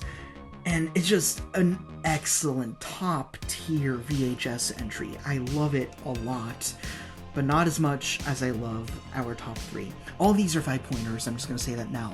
But anyways, we move on to... You were expecting this one to be in top 3. This is from VHS 2, Safe Haven. This is probably the first one that really blew me away. This takes place in Indonesia, I believe, somewhere in the Malaysian colonies. You have kind of this group of a more Americanized group of college students, and they're investigating this cult, like this really powerful, like almost Jonestown-y sort of thing. And they meet the leader, and they ask, "Hey, would you mind if we went into your facility and learn more about you to give you a platform to tell people who you really are?" And he agrees. But of course, these college kids, they go in with the full intent of exposing everything that they can. So they go into the group, they go to the camp, and already things are totally off. Then, like, I think one of the women that's part of the college group, she says, she looks at one of the children, she says, "You're such a pretty girl," and she goes, "Oh, I'm not a woman anymore. Our leader changed that." And already you're like, okay, no, this is Nope territory. This is not good. And of course, the college students are privy to that. And so much goes on in this. I won't explain this too deeply, because if you're here, you probably have seen VHS before. But yeah, they go in. The further down they go in, the more shit that goes down. Like, everything gets more and more creepy with the kids, with the cadences that they hear, with the interview that, the one-on-one interview that one of them's having with the leader as he gets more crazy. Then eventually you hear, like, bells go off, and then he says, in his language, this is a multilingual short. There's several of these throughout VHS, which is very, very cool. And he says, "My children, it is time," and all of that. And then the guy that's sitting there, he keeps trying to distract him for whatever reason. And he pisses him off, and he gets himself killed, because, yeah, don't piss off a cult leader. And, oh man, and then you have one of the other guys go downstairs, find this woman who's totally eviscerated from crotch up. It's totally disgusting, and just everything gets more and more disgusting the further things go. It just gets more and more insane. I can't mention everything that happens, because there's so many things. I can't remember them all and give them all justice. But yeah, like, a lot of the women drag away the woman from the college group to become the vessel of their main deity. The cult leader blows up in this big red pulp, and then from the college girl is born this giant demon. I don't think it was necessarily born because it was so big, because it was bigger than a person. I think they used her less as a womb, but more as a portal for this thing to crawl out from hell or something. And then it marches its way out, ultimately chasing down this guy as the other cultists are trying to kill him and trying to kill themselves. It's totally batshit crazy. This is the most insane of all of them, in my opinion. And then they make their way. This last guy of the group makes his way out, tries driving away from the demon. The demon ultimately capsizes his car and crashes him. And then the last shot is the demon looking over the guy with like snot and drool and blood leaking from his face. It's a really disgusting visual. The demon says "Papa" in this really deep and scary voice. And then the guy is like totally hysterical. Like he's laughing and crying at the same time. Segment ends. Like, just, oh man, from the sheer velocity this thing has and all the nuances that are going on, it makes it impossible to say no to. It is such a good segment. The suspense, the sensory overload again, from like so many things are going on at once, from the tragedy, from the depravity. It is such a crazy ride. I can't describe it any further. It's, you know what it is if you've seen it. Like, that's the best way I could say it. And it's topped a lot of people's lists, and for very good reason. Okay, top 2 before we get into like the main point values. Again, 5 points once more. In second place, we have the very first VHS segment we've ever seen, being Amateur Night. An unforgettable sequence. You see this once, you never need to see it again because you remember it so damn well. Oh man. This has, like, the opening, it's, I mean, here's the important thing about the segment. It's meant to introduce you to the franchise. This set a precedent for what every VHS segment should be. It starts off very boring. You think it's just a whole bunch of, like, again, college guys kind of like renting out an apartment for the night. And I don't know how they acquired this technology, but one of them has a pair of glasses with a camera implanted in it. I don't know how that works, but whatever, it's besides from the point. And then they're like, oh, we're gonna go party, we're gonna get a whole bunch of girls and all that, we're gonna get drink, we're gonna get wasted. And then, at this point as a viewer, again, VHS doesn't exist yet, till now. You're like, alright, it's gonna be another found footage style romp, it's not gonna be a big deal, whatever. Like, that's how I felt going into this. And then they go to a nightclub, and then the party's kind of bumping, you know, they're like mingling and all of that. Their goal is to get some girls home and do the deed, you know, how it goes with them, whatever. And then they, throughout this filming, they're seeing this chick who's like staring at them, and she feels totally out of place. Like, she's staring at them, not talking, barely moving at all, totally weird. And she walks up to the guy with the glasses, and she says, I like you. I like you. It's really, really creepy and weird and unnerving. I think her name was Lily. I don't remember for sure. I know that her breed is Siren, because, fun fact, this actually became a full-length feature film, which I've only seen once. I don't remember it too well, so I won't talk about it any further. She is the poster woman for this entire franchise.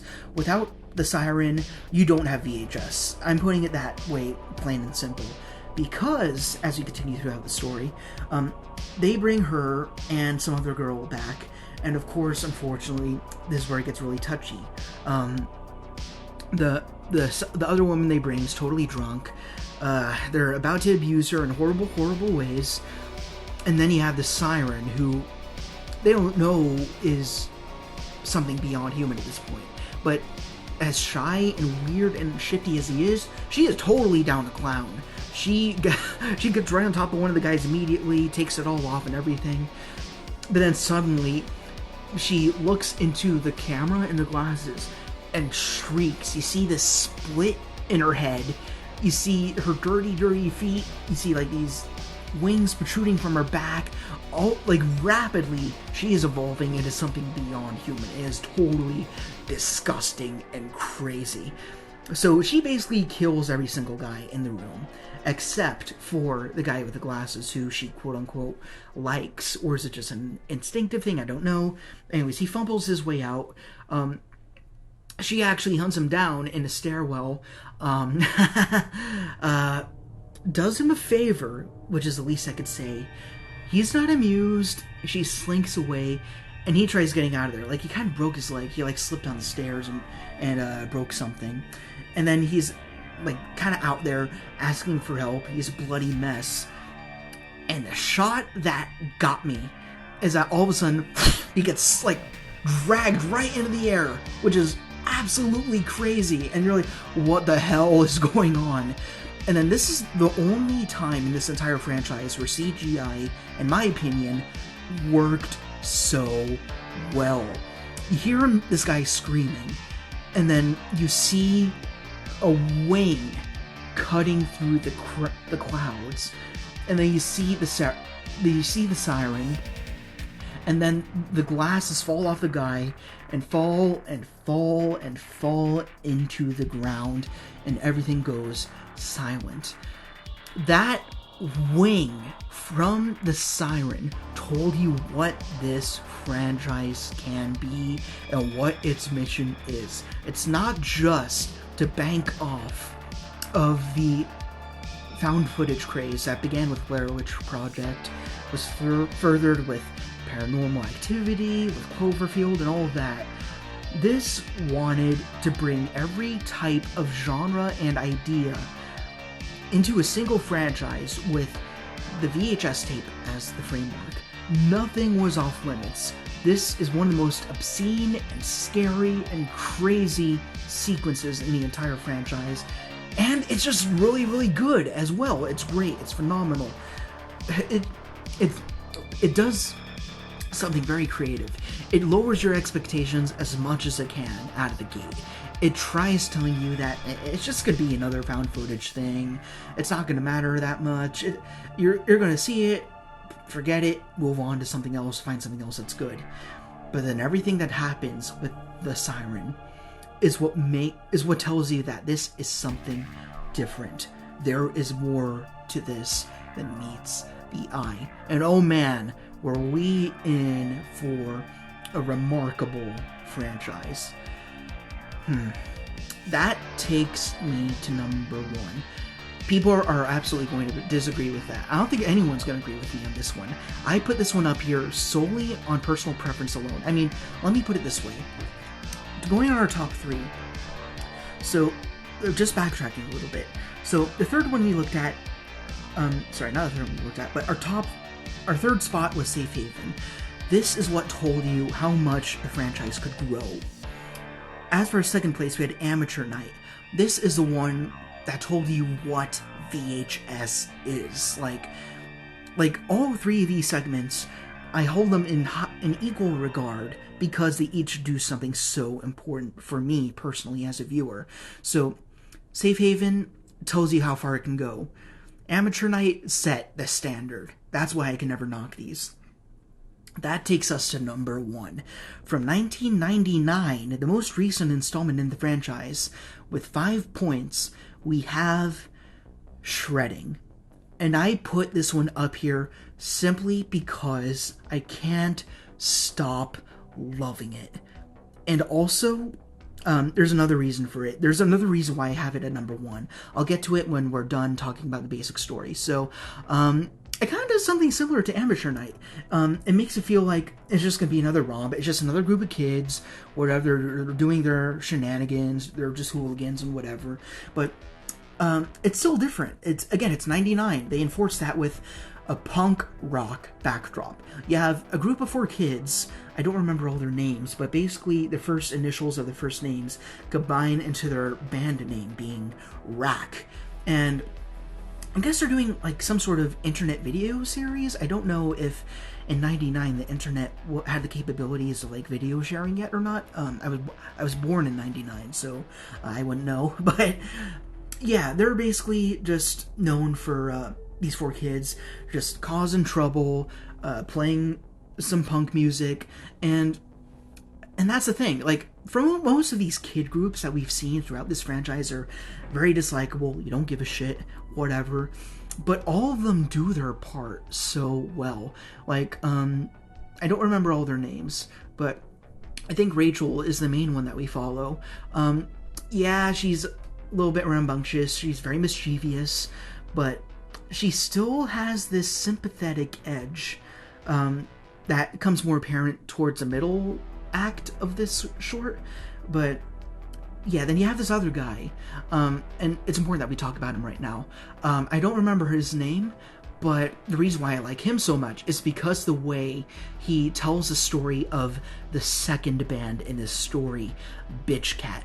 There is a story that is kind of held within this very tiny punk rock community that they have of this band, Bitch Cat, which consisted of 4 members, 4 girls, and you do get this really awesome minute and 30-second sequence, which has one of the most badass punk rock soundtracks I've ever heard. And then you see these chicks kind of just doing their thing, kind of being interviewed, talking about what makes their band their band. And you see this synergy that they have, and they're so tight.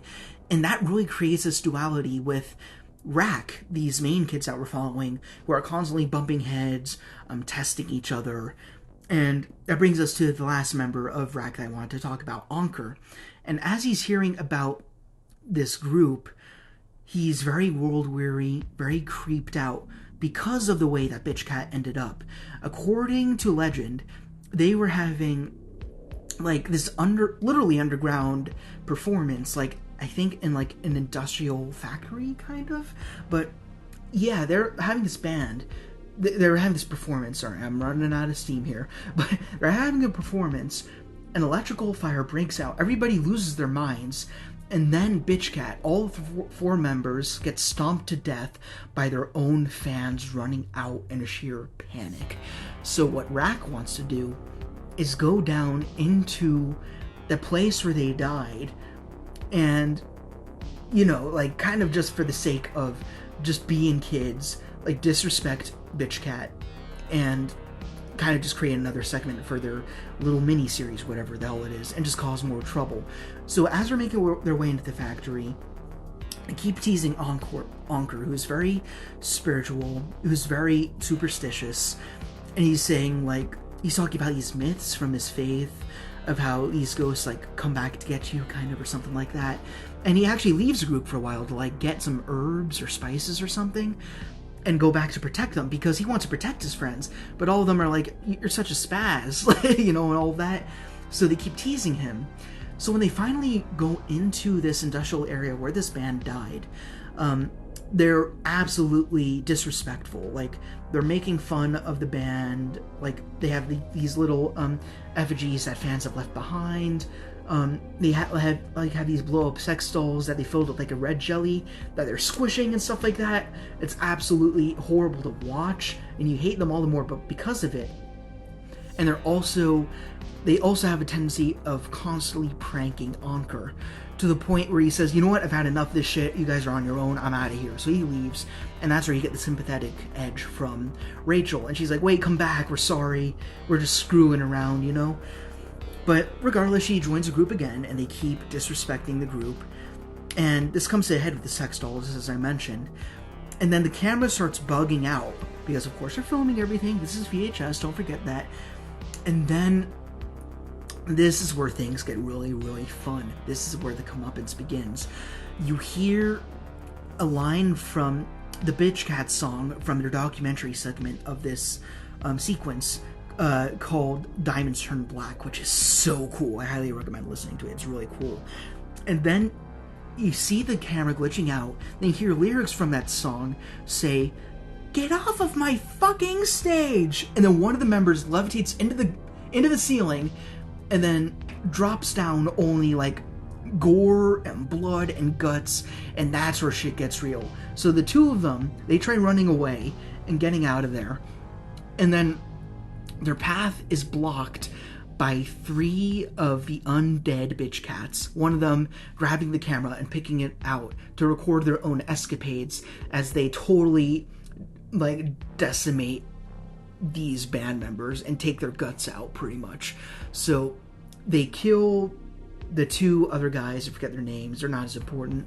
They tear Rachel to pieces, but not before they find Ankur, who's actually like kind of cowering in a corner. That's a little ambiguous as to, like, he said he was just gonna leave. He either didn't leave for 2 reasons, I think. Either he couldn't find his way out because he just got lost, the place is a total labyrinth, or he just didn't have it in him to leave his friends behind. But yeah, ultimately he's still terrified of the spirits, so he throws herbs at them, and in a really cool practical stunt, one of their faces kind of melts off, and then they wind up just tearing them up as well. So, and then this is why, one of the two reasons why I put shredding at my number 1 in terms of preference. This is the only sequence in the entire VHS catalog that genuinely scared me. Like, a lot of these things are like, oh, awesome, or whatever, or oh, that's disgusting, that's really cool though. The very last moments of shredding rattled me to my core, and I don't know why. Basically what happens is you have Bitch Cat, I guess, take the cadavers of Rack, reassemble them, put them on a stage, and then force them to play this very distorted version of Diamonds Turn Black. And then their corpses are continuing to play the instruments in this really shuffling manner that's so, it's so weird. And then they keep doing this for presumably from now until eternity. Like, talk about fates worse than death. Like, that's the thing. For most of the characters throughout the VHS franchise, they just die, and that's kind of it. Alright, whatever. But then here you have these, I imagine, carcasses? Like, are they still alive in there, and there's nothing they can do about it? Like, there's so much ambiguity here. Like, what type of fate is this? Like, this is a new way to die and experience the afterlife that we've never seen. And oh man, like, every time I watch it, I'm still creeped out. It's no less freaky, you know? It's no less fucked up. It just gets to me every time I watched it. But I can't look away, and I keep thinking about it. I keep analyzing it. It's the craziest thing, and I can't get my brain off of it. It's so good. Oh man, like, I could keep going on about this whole thing, but really, I guess the last note I will say is the important thing about this segment, why it works, is the duality between Bitch Cat and Rack. Rack, you have a whole bunch of rambunctious teens who keep eating each other out, causing pranks, not respecting each other. Then you have Bitch Cat, who are, for the little you see of them while alive in that segment, they are very, very tight. They work together so well, and you get the sense of that in that very brief sequence. And then the Comeuppance has a lot more poetry to it because they destroy Rack in the way that they do. And then they have this mantra also in that documentary sequence where they say, play or die, play or die. It's a group that has better synergy that should be allowed to keep playing. And then Rack should die because they refuse to be a cohesive team and respect each other the way Bitch Cat did. So, again, that's another possible angle. Maybe Bitch Cat is living on through the bodies of Rack, so they can continue playing while Rack is dead. I don't know. But oh man, like, I don't know. Just my love for punk rock, my love for this era, and just the many ways you could twist this story blow me away. Oh my god, it's so good.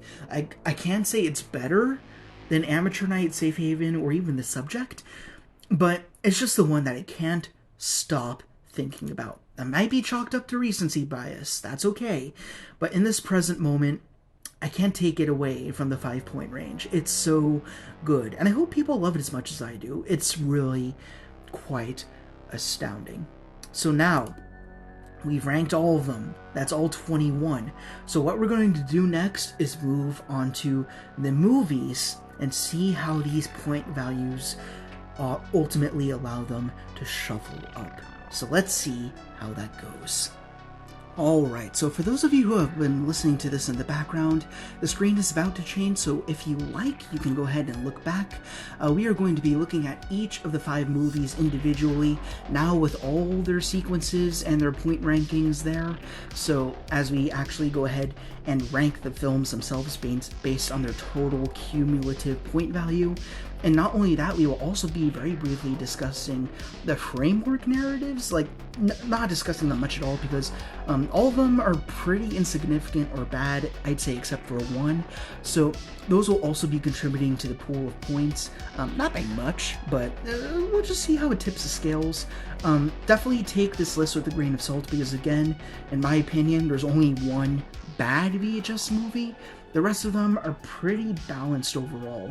It really just comes down to preference, what types of stories you like, whether you prefer ambiguity or just something that's a little more straightforward. So again, just see this as more my personal ranking with a little bit of objectivity in there to kind of tip the scales.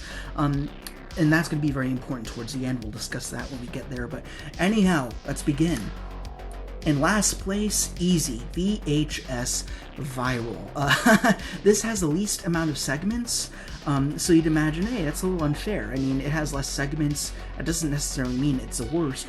Well, it has the least segments and are also the worst segments. So, of course, it started out with Dante the Great. Again, it's not great. But it's an interesting overall story from beginning to end, but it just does not feel like a VHS segment whatsoever. It doesn't feel like it belongs. It's a cool idea. It just should have been flexed out in a much different way. It should not have been part of this anthology series. After that came Parallel Monsters, which I really did not like that much at all. The basic premise was intriguing enough, but I feel like it went more over the top than it needed to, like to the point where it's kind of just beating you over the head with, this is a devil planet, Satan is everywhere, it's sexual depravity everywhere you go, you have penises with teeth, whatever. Like it just overdid itself to the point where I just wasn't intrigued at all, or even scared. This one definitely didn't scare me at all, or I just didn't find it that cool. It was just what it was, and nothing more than that. And then, unfortunately, it's had to conclude with the worst segment in this entire franchise being Bone Storm. There's not a whole lot more I could say about this that hasn't been already said by myself or other people out there. It's just bad. It's really bad. It's impossible to watch because of the shaky cam. The characters are terrible. In fact, they're all the same. You don't give a hell when they die. The visual effects, the practical effects are terrible. I forgot to mention, actually, that the prosthetics they did for the skulls, they look very much like Halloween masks. They were too big, they were too hokey, they didn't look gritty enough. And another last thing I'll say is that the first time that they find cadavers in that skating ring they find, I actually got hungry because it didn't look like something rotting, it looked like pate. It looks like liver, and I enjoy liver personally because I'm weird. But that just made me hungry. So yeah, if you're trying to discuss an audience and you make them hungry, you failed. And then again, I'm a little bit off, but even so. And then that takes us over to Vicious Circles, which was the framework as indicated by the FW, for those of you who are watching at this point in time. Man, this thing was just chaos for the sake of chaos. There was no like overarching story that linked these things together at all. Like, I guess what was the premise? Like for each time I've watched these movies, I could never figure out what most of the frameworks meant. But I suppose basically you have this chick who's trying to round up all these videotapes to like kind of curse everyone. Like, I think one of the Ring sequels tried doing the same thing. Well, kind of the principle of the Ring in general is that you show someone a VHS tape, they get cursed or something like that. But again, you don't care. And then every time we return to this framework, it's a whole different story. I guess that's why it's called Vicious Circles, but they're so quick, you don't care. And they kill another dog for no friggin' reason, and it was just so bad. So I have to give that 1 point. I'd give it 0 if I could, but I'd give something a 0 if it didn't exist. This unfortunately exists, so all these segments together for Viral culminate into a measly, pathetic 5 points. I really just don't like this movie at all. It's the one that I do not rewatch. I only rewatch this for this video. I've only watched this twice. I don't plan on returning to it. Like, I will chop this right out of any repeat viewings of the franchise. And you know what? Honestly, the trouble is in the name. VHS Viral, that eats itself up. It doesn't make sense. VHS, that's like an isolated, retro 80s, 90s, like, device, right? It's like basically a big cassette, effectively. But you go to something like Viral, and that's online. Videotapes have nothing to do with online. So, I don't know, maybe the framework explained that better. It just doesn't make any sense to me. Like, I get it. Like, you have a VHS thing, and you want to kind of evolve that template, but this just did it wrong. I'm just glad that we got the 2 Shudder ones, which rolled it back. And now I hear we're getting an 85, which I'm really looking forward to, because that's absolutely a decade we want to look into for the VHS template. So, anyhow, that's VHS Viral. I have nothing else to say about it. It's just bad. I don't like it. But fortunately, this is the only one I dislike through and through. The rest of them all have good elements. So, in 4th place, we have VHS 94. This was the first of the Shudder exclusive movies. Looks like there's going to be 3 eventually, with 84, 85 on the way, can't remember. But this is the 4th movie in the catalog as it stands right now. So it started off very strong with Storm Drain. I love that cryptid sort of idea where they introduce RAATMA, and then you have kind of that naive reporter going down there just to get a trophy pretty much, get an exclusive, and then she gets screwed up, and again, this excels with black comedy through and through, especially at the end. And then you have that really harrowing moment where you got the guy just smile, and then you got the trickle come from his mouth, and that was so gross. I hated that, but it was so good. I love that a lot. But not quite as much as I loved Empty Wake. I think I put Empty Wake above this, I don't remember. I kind of have them kind of in equal regard, but at least in this present moment, I'm thinking I did like Empty Wake more, because it was very contemporary. It felt very Night of the Living Dead. It felt very Romero, kind of. And I liked the ambiguity it had. Like, you had that guy kind of walk in, say a prayer, walk out. You had the sirens go off for an inexplicable reason. It was just very interesting. I love the sequences throughout this franchise that you can kind of dissect and peel apart. I find that very fun.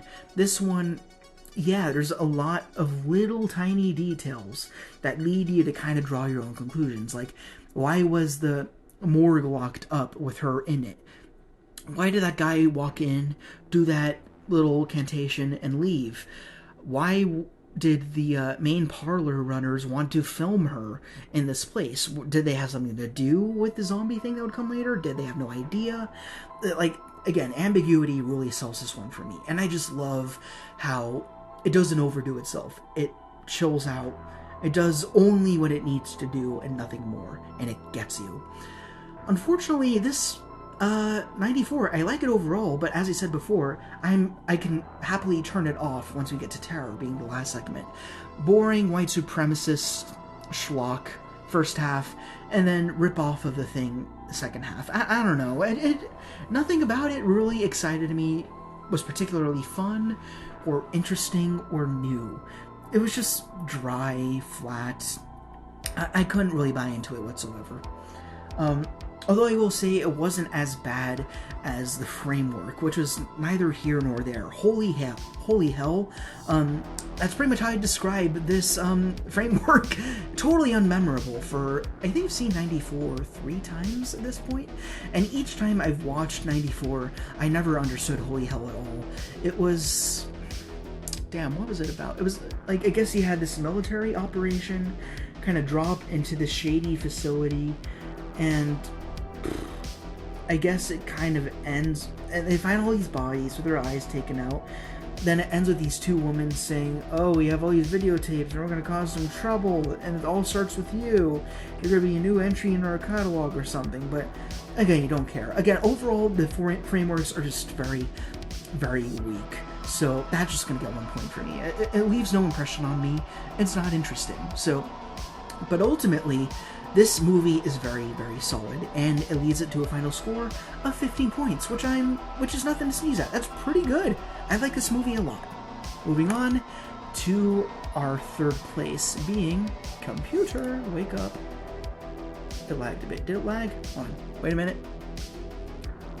No, it didn't lag. Okay, that leads us to, again, here's where things get a little muddy, gets a little, take it with a grain of salt, because, these 4 movies, when you exclude Viral, they're all great in their own way. But anyways, in my 3rd place, just based on my ambiguous point system, we have VHS 2. And this is a lot of people's absolute favorite. And you know what? I would never take that away from them. It's a great movie.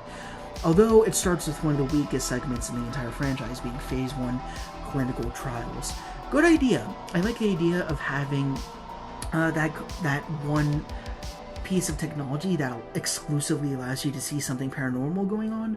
Although, I don't know, I feel like it was a little bit derivative of Amateur Night, where you had something optical. In that case it was glasses, in this case it's a contact lens.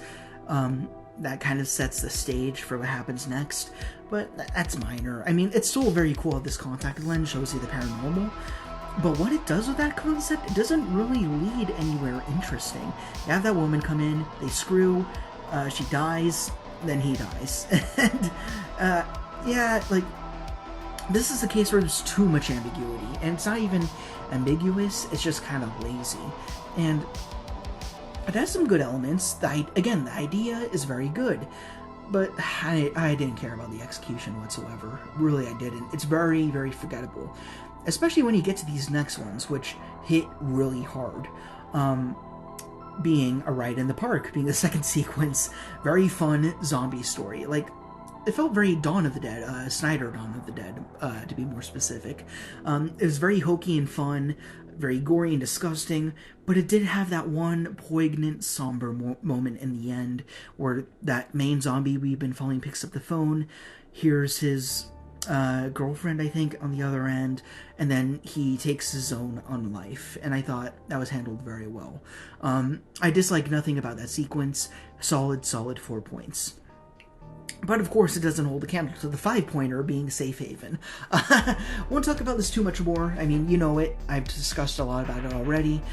I feel like maybe it did more than it needed to. I mean, there was a lot going on. I feel like it could have focused a little bit more on a few more specific things in the final act, but none of what it did was bad by any capacity. Just for me, I feel like they could have dumbed it down a little bit. They could have afforded to tone it down a little, kill your darlings a tad, but, oh man, it's still an excellent sequence, especially in the suspense department. Like, first half is suspense, second suspense, it's batshit crazy, and it totally works. And then the last sequence that we got was Slumber Party Alien Abduction. I abbreviated a little bit to fit on the screen here. Again, I appreciate it a little bit more upon rewatchings, but again, the later half, too fast-paced, too redundant. I feel like maybe the sequence was too short, and also I didn't really care about the characters all that much, except poor Tugboat. Oh man, don't kill a dog in front of me, man. I'm not gonna be happy. Another reason why I hate Viral a lot. But at least here, when the dog died, it meant something. In Viral, they killed the dog just to kill the dog, and it was so stupid. But anyways, onto the framework. This movie had the only framework that really mattered, in my opinion, and that was tape 49. Again, this is a case where you recognize it more by watching it than by knowing it by name. This is the one where you had this couple. I'm not totally sure what they were doing in terms of their goal, their task, their mission throughout this framework, but basically it's kind of similar to what they were doing in VHS 1. They go into this abandoned house, and then the girl, who is very cute by the way, she finds all these tapes that we just talked about, and each time she watches them, she gets a little bit more shifty and weird and erratic, like she gets a nosebleed and stuff like that. And then the guy leaves to go get her some meds to help her out, like ibuprofen, whatever, which I've been taking a lot lately. And then eventually he comes back after her watching all the tapes. She passes out. At some point she crawls away. She's like a feral monster that's contorting in all these really crazy ways. And she's still cute. Yeah, this all ends with, I forgot to mention, that in the background of these tapes, within tape 49, you get these little mini clips of this guy talking about how all of these videotapes are linked, and upon watching all of them, they do something to the viewer, and then he shoots himself, but then he survives. He stands up and walks away, and within that same reel, uncut, you see the couple enter the house for the first time, as they did at the very beginning of the movie. That is another one of VHS's great plot twists. I love that a lot. So they walk they walk in, and then of course that this is the husband, not the husband, I think just boyfriend, watching at this point. And then of course he's taken aback, he tries finding his girlfriend, and I think I don't even think she's herself at this point, but whatever was the girlfriend kills him. And then you get the guy who was recording those little clips and kind of creating this curation. His face is totally busted up from the gunshot, but he's still alive. He looks into the camera, gives a thumbs up, and then the camera cuts, movie ends, you get more death set, which we'll talk about when we get to VHS 1 later on. But yeah, this was the best framework, easy. I gave it a 4. Wouldn't give it a 5 just because it's not quite as memorable as like the 5-point sequences that we get, but yeah, like I'd say it's right on the fence there. It's the best framework and the only one that's memorable, really, I'd say. But yeah, this helps tick up VHS 2 quite a bit to 16 points. Very good movie, love it a lot. Now here's where things get a little weird. We have a tie for first place, folks, but I'm using objectivity to tip the scales towards what I think is more definitively the better one. So in second place, VHS 99. I think this is wrong based on my pointing system. I think it's because I have such favoritism towards shredding. I gave it 5 points. If you're looking for an objective list, I'd say VHS Viral always at the bottom. And then 94, I suppose. Then I'd say 99 would be in third place, or perhaps interchangeable with 94. Then I'd say VHS 2 would be interchangeable with the next one we're going to talk about. You already know what's next, but aside from the point, again, this ranking, just an experiment more than anything. It's nothing official, but you know why I love shredding. I'm not going to talk about that anymore. We spent so much time on that. So it's Suicide Bid. Great setup, great build-up, great climax where the sorority sisters decide, let's leave her there. And that's like, oh shit, what's gonna happen, you know? The ending, though, was terrible. I really did not like the ending. It hands you too much, it reads it out to you, and I don't like that in a VHS segment. Again, I love when they allow you to fill in the blanks and figure things out by yourself. This one did not do that at all. It was the opposite. Maybe you love that, that's okay, but yeah, it really is just those gray areas that make them so good. As for Ozzy's Dungeon, it's neither here nor there. It's fine, but for me, it's kind of the opposite of Suicide Bid in that I didn't love the beginning or middle as much, but I love that very last frame with the girl smiling. Still, not strong enough for me to consider this to be one of the better ones, but it was just okay. And it was kind of fun to see, like, a Nickelodeon game show gone wrong. So I do give it props for that, especially since I did grow up with a few of those, like, you know, in passing. Like, I was part of that.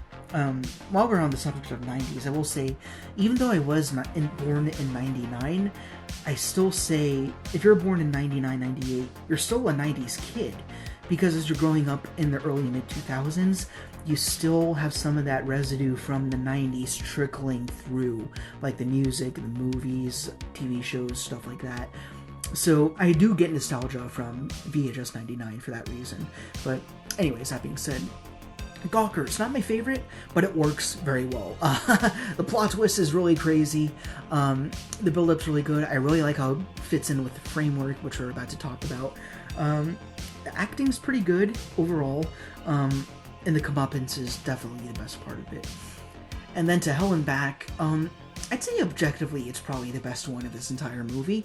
Not my favorite, again, that goes to shredding. But To Hell and Back, it is a lot of fun. It's very much a dude row story. Like, you could see people smoking a joint as they watch this. I don't know, it just has that tone to it. Not that I smoke, nor did I plan to, but yeah, it's just fun, full of black humor. Has Mabel, one of the best characters in the entire franchise, easy. A lot of crazy acting performances, especially when one of the guys is like stabbing one of the demons. He's like, ah, just screaming his head off in the most cartoonish way possible. So it's such a delight. The whole thing is a lot of fun. And then we get to the framework being the Gawkers. I gave this one a little bit more credit because it actually led into one of the main segments. So But the reason why I can't really put it any higher is because it didn't actually link all these videotapes together. Like, that's a knock that I have against 99, is none of these really do relate to each other. Like, I don't know, did the younger brother from Gawkers have a camera which also just so happened to have footage from all these tapes? Like, that's far-fetched to me, so that doesn't work. But at the same time, as the framework, it does provide some pretty hilarious comedic relief after some of these segments, especially when I told you that shredding had the most grim ending for me personally, and then all of a sudden you have all the toy soldiers in the stop motion, and then it's just a good chuckle. So yeah, it works. It's fine. Not as good as the framework in 2, though. So that gives it an extra 3 points, and that gives it a cumulative 19 points. Same value for my number 1 pick being VHS, the original one. Again, I find this objectively interchangeable with 2. The only reason why 99 was notched up was because of shredding. So don't see that as an objective placement where I put it. But yeah, I'd say VHS or VHS2. It's really up to you at this point. It comes down to preference, but I think those two are overall the stronger ones.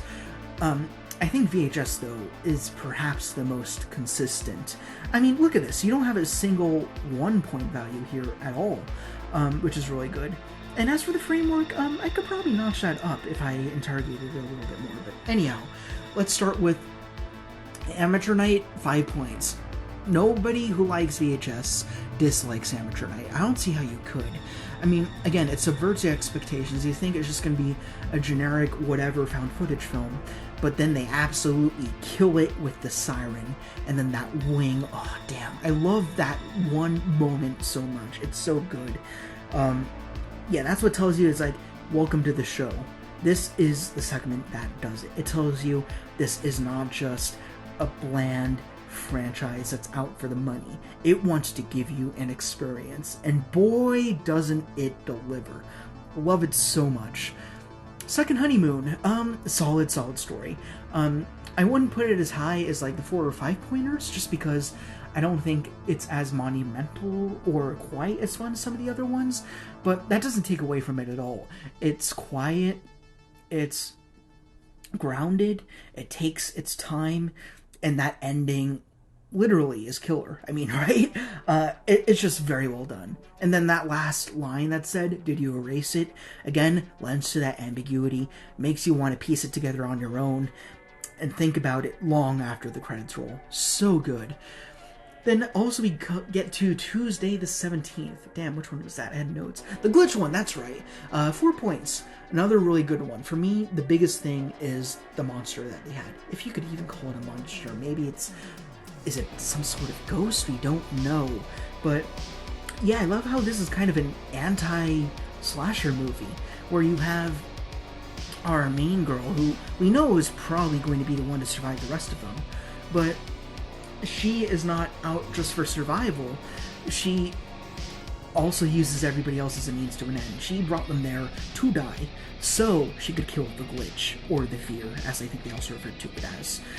And she winds up getting killed. So, I don't know, it kind of is a twist on the slasher genre in its own unique way. It has a little bit of Blair Witch vibes too, of course, because of the forest setting. Really good, love it a lot. Then we get to the sick thing. I think it's the sick thing that happened to Emily when she was younger. They could cut down the title a bit. That's definitely the longest title of them all.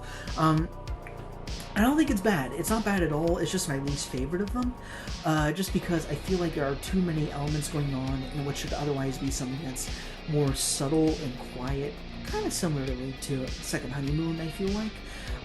I just feel like if you throw aliens and ghosts into the same story, it just gets a little bit weird. I don't feel like cohesiveness. It doesn't really work together. It's like having ketchup on chocolate, you know? So that didn't really work for me. The acting didn't really grab me so much either. But the core story is kind of good. And the plot twist was very good, when you realize that he was right next door to her the entire time. And then you get that last sequence where he's with that other girl, and he's kind of rinsing and repeating what just happened. That was pretty damn good.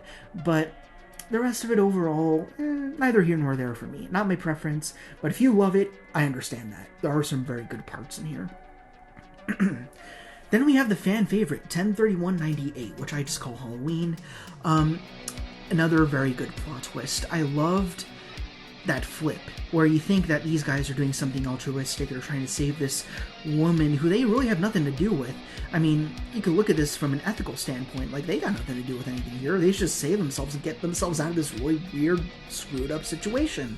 But they do go out of their way to do the right thing and realize that these are good guys, in contrast to all the other groups that we've seen in other segments within VHS. But then you realize that they made the wrong call.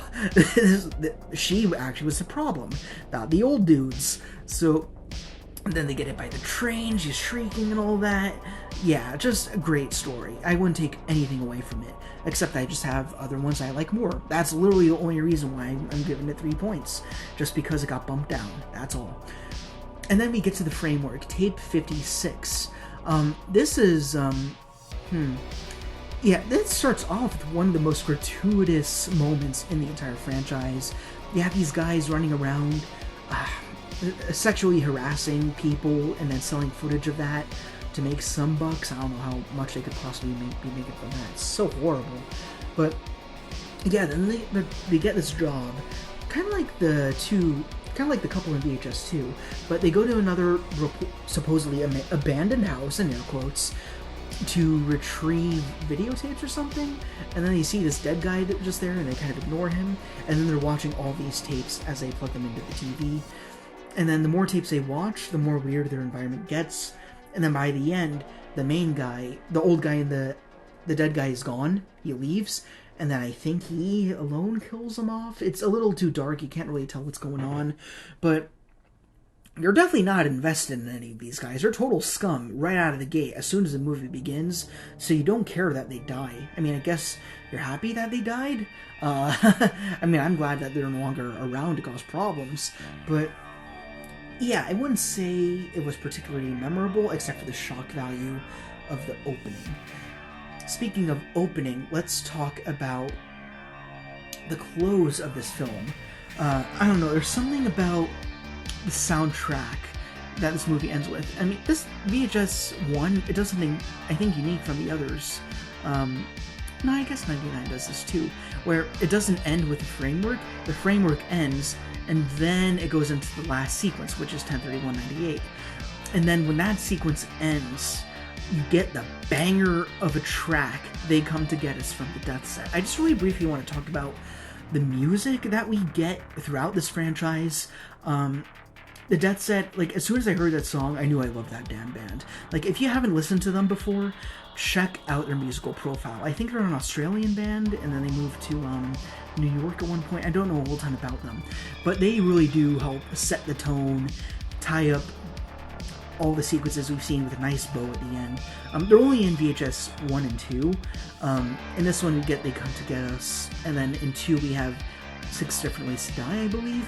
But oh man, they have so many bangers of soundtracks, but I think they do play a very key, pivotal role in setting the tone for this franchise overall. So if you haven't listened to that stuff, I highly recommend it. Like, really, when I first saw the first VHS, I was listening to Death Set for months and months, and I still am. It's just great stuff. But anyways, that's enough about the music. This one got 19 points, again tied with 99. I don't agree with that, it's just the way that my point system wound up coming out. But I do think that VHS 1 or 2 is objectively the best. 99 is just a preference thing, though. I don't think that it should be between these two initial installments, but that's pretty much all I gotta say. That's VHS. It's just a franchise that's very near and dear to my heart. I really do love it a lot for all its faults, for the sequences that aren't that great, for the ones that are a little bit distasteful. Like, for me, I can handle a lot of depravity in movies, but here sometimes it's just borderline stupid, or we get it, alright, let's move on, you know? Like, so, yeah, it's just such a fun anthology. I think the best thing about this is what happens behind the scenes, is that we have all these little directors that have their chance to throw in their 2 cents, create this little story, and yeah, just add to this fun catalog. And of course, all of them through the eyes, or rather lens, of a camera. I just find that so creative and interesting and fun. Kind of like in Star Wars, how we have like Star Wars Visions, like all sequences are created by somebody else with different art styles and stuff like that, different direction. They're not all necessarily good, but it's fun to see that roulette wheel, and then you can pick and choose what your favorites are. Like, I guess one thing I could do personally is go through each movie, except Viral, and pick out my favorite ones and have like my definitive VHS movie, you know? And everyone could do that, you know? So it's just fun. It's a horror buffet. That's the best way I could describe this franchise. There are so many fun little moments and just all around great sequences that make this always worth revisiting, except for Viral. But I just really adore it. So that's it for me. I could go on for hours, of course, just because there's just something this franchise does for me. But yeah, for those of you who stuck around, I realize this is probably over 2 hours of a podcast. I might break this up into 2. If I do, then I'll make that apparent when you first have opened this video. But yeah, for those of you who have stuck through this, thank you guys so much for watching. I know I don't do these for views. I do them just for the love of the material we're discussing. I just think it's a fun discussion. I know it's just me talking to me, but yeah, please go in the comments and let me know what your favorite segments are, what your least favorite segments are, because there really are a wild ride all the way through. Like, what are your impressions of this franchise? Like, in the grand scheme of horror. Like, obviously this is never going to be like up there with like Michael Myers or Norman Bates or Rosemary's Baby or any of like the really big names. Like, this is definitely a cult favorite. But yeah, just give me your thoughts. It's a very interesting experiment, and I can't wait to see more, because it looks like we are going to get more, and I can't wait. Yeah, go ahead and say, oh, they're just in it for the money, but there really is passion behind a lot of these segments, and you feel that with a lot of these. So yeah, I hope you guys like these. They're very, very fun. So thank you guys so much for watching, or rather, in this case, listening. This is a PODguy podcast, after all. If you have any other ideas for future podcasts we could do later on, let me know that in the comments as well. I'm not too sure what else I could do. Again, I only want to do things I'm comfortable with, that I fully understand, but I'm more than willing to like rewatch things in order to put these together, because they're just a lot of fun. I like making them. They're cool. But yeah, these are very fun. I like them a lot. I love VHS a lot. So, thank you guys once more. Hail RAATMA, rock on, and I will see you all later.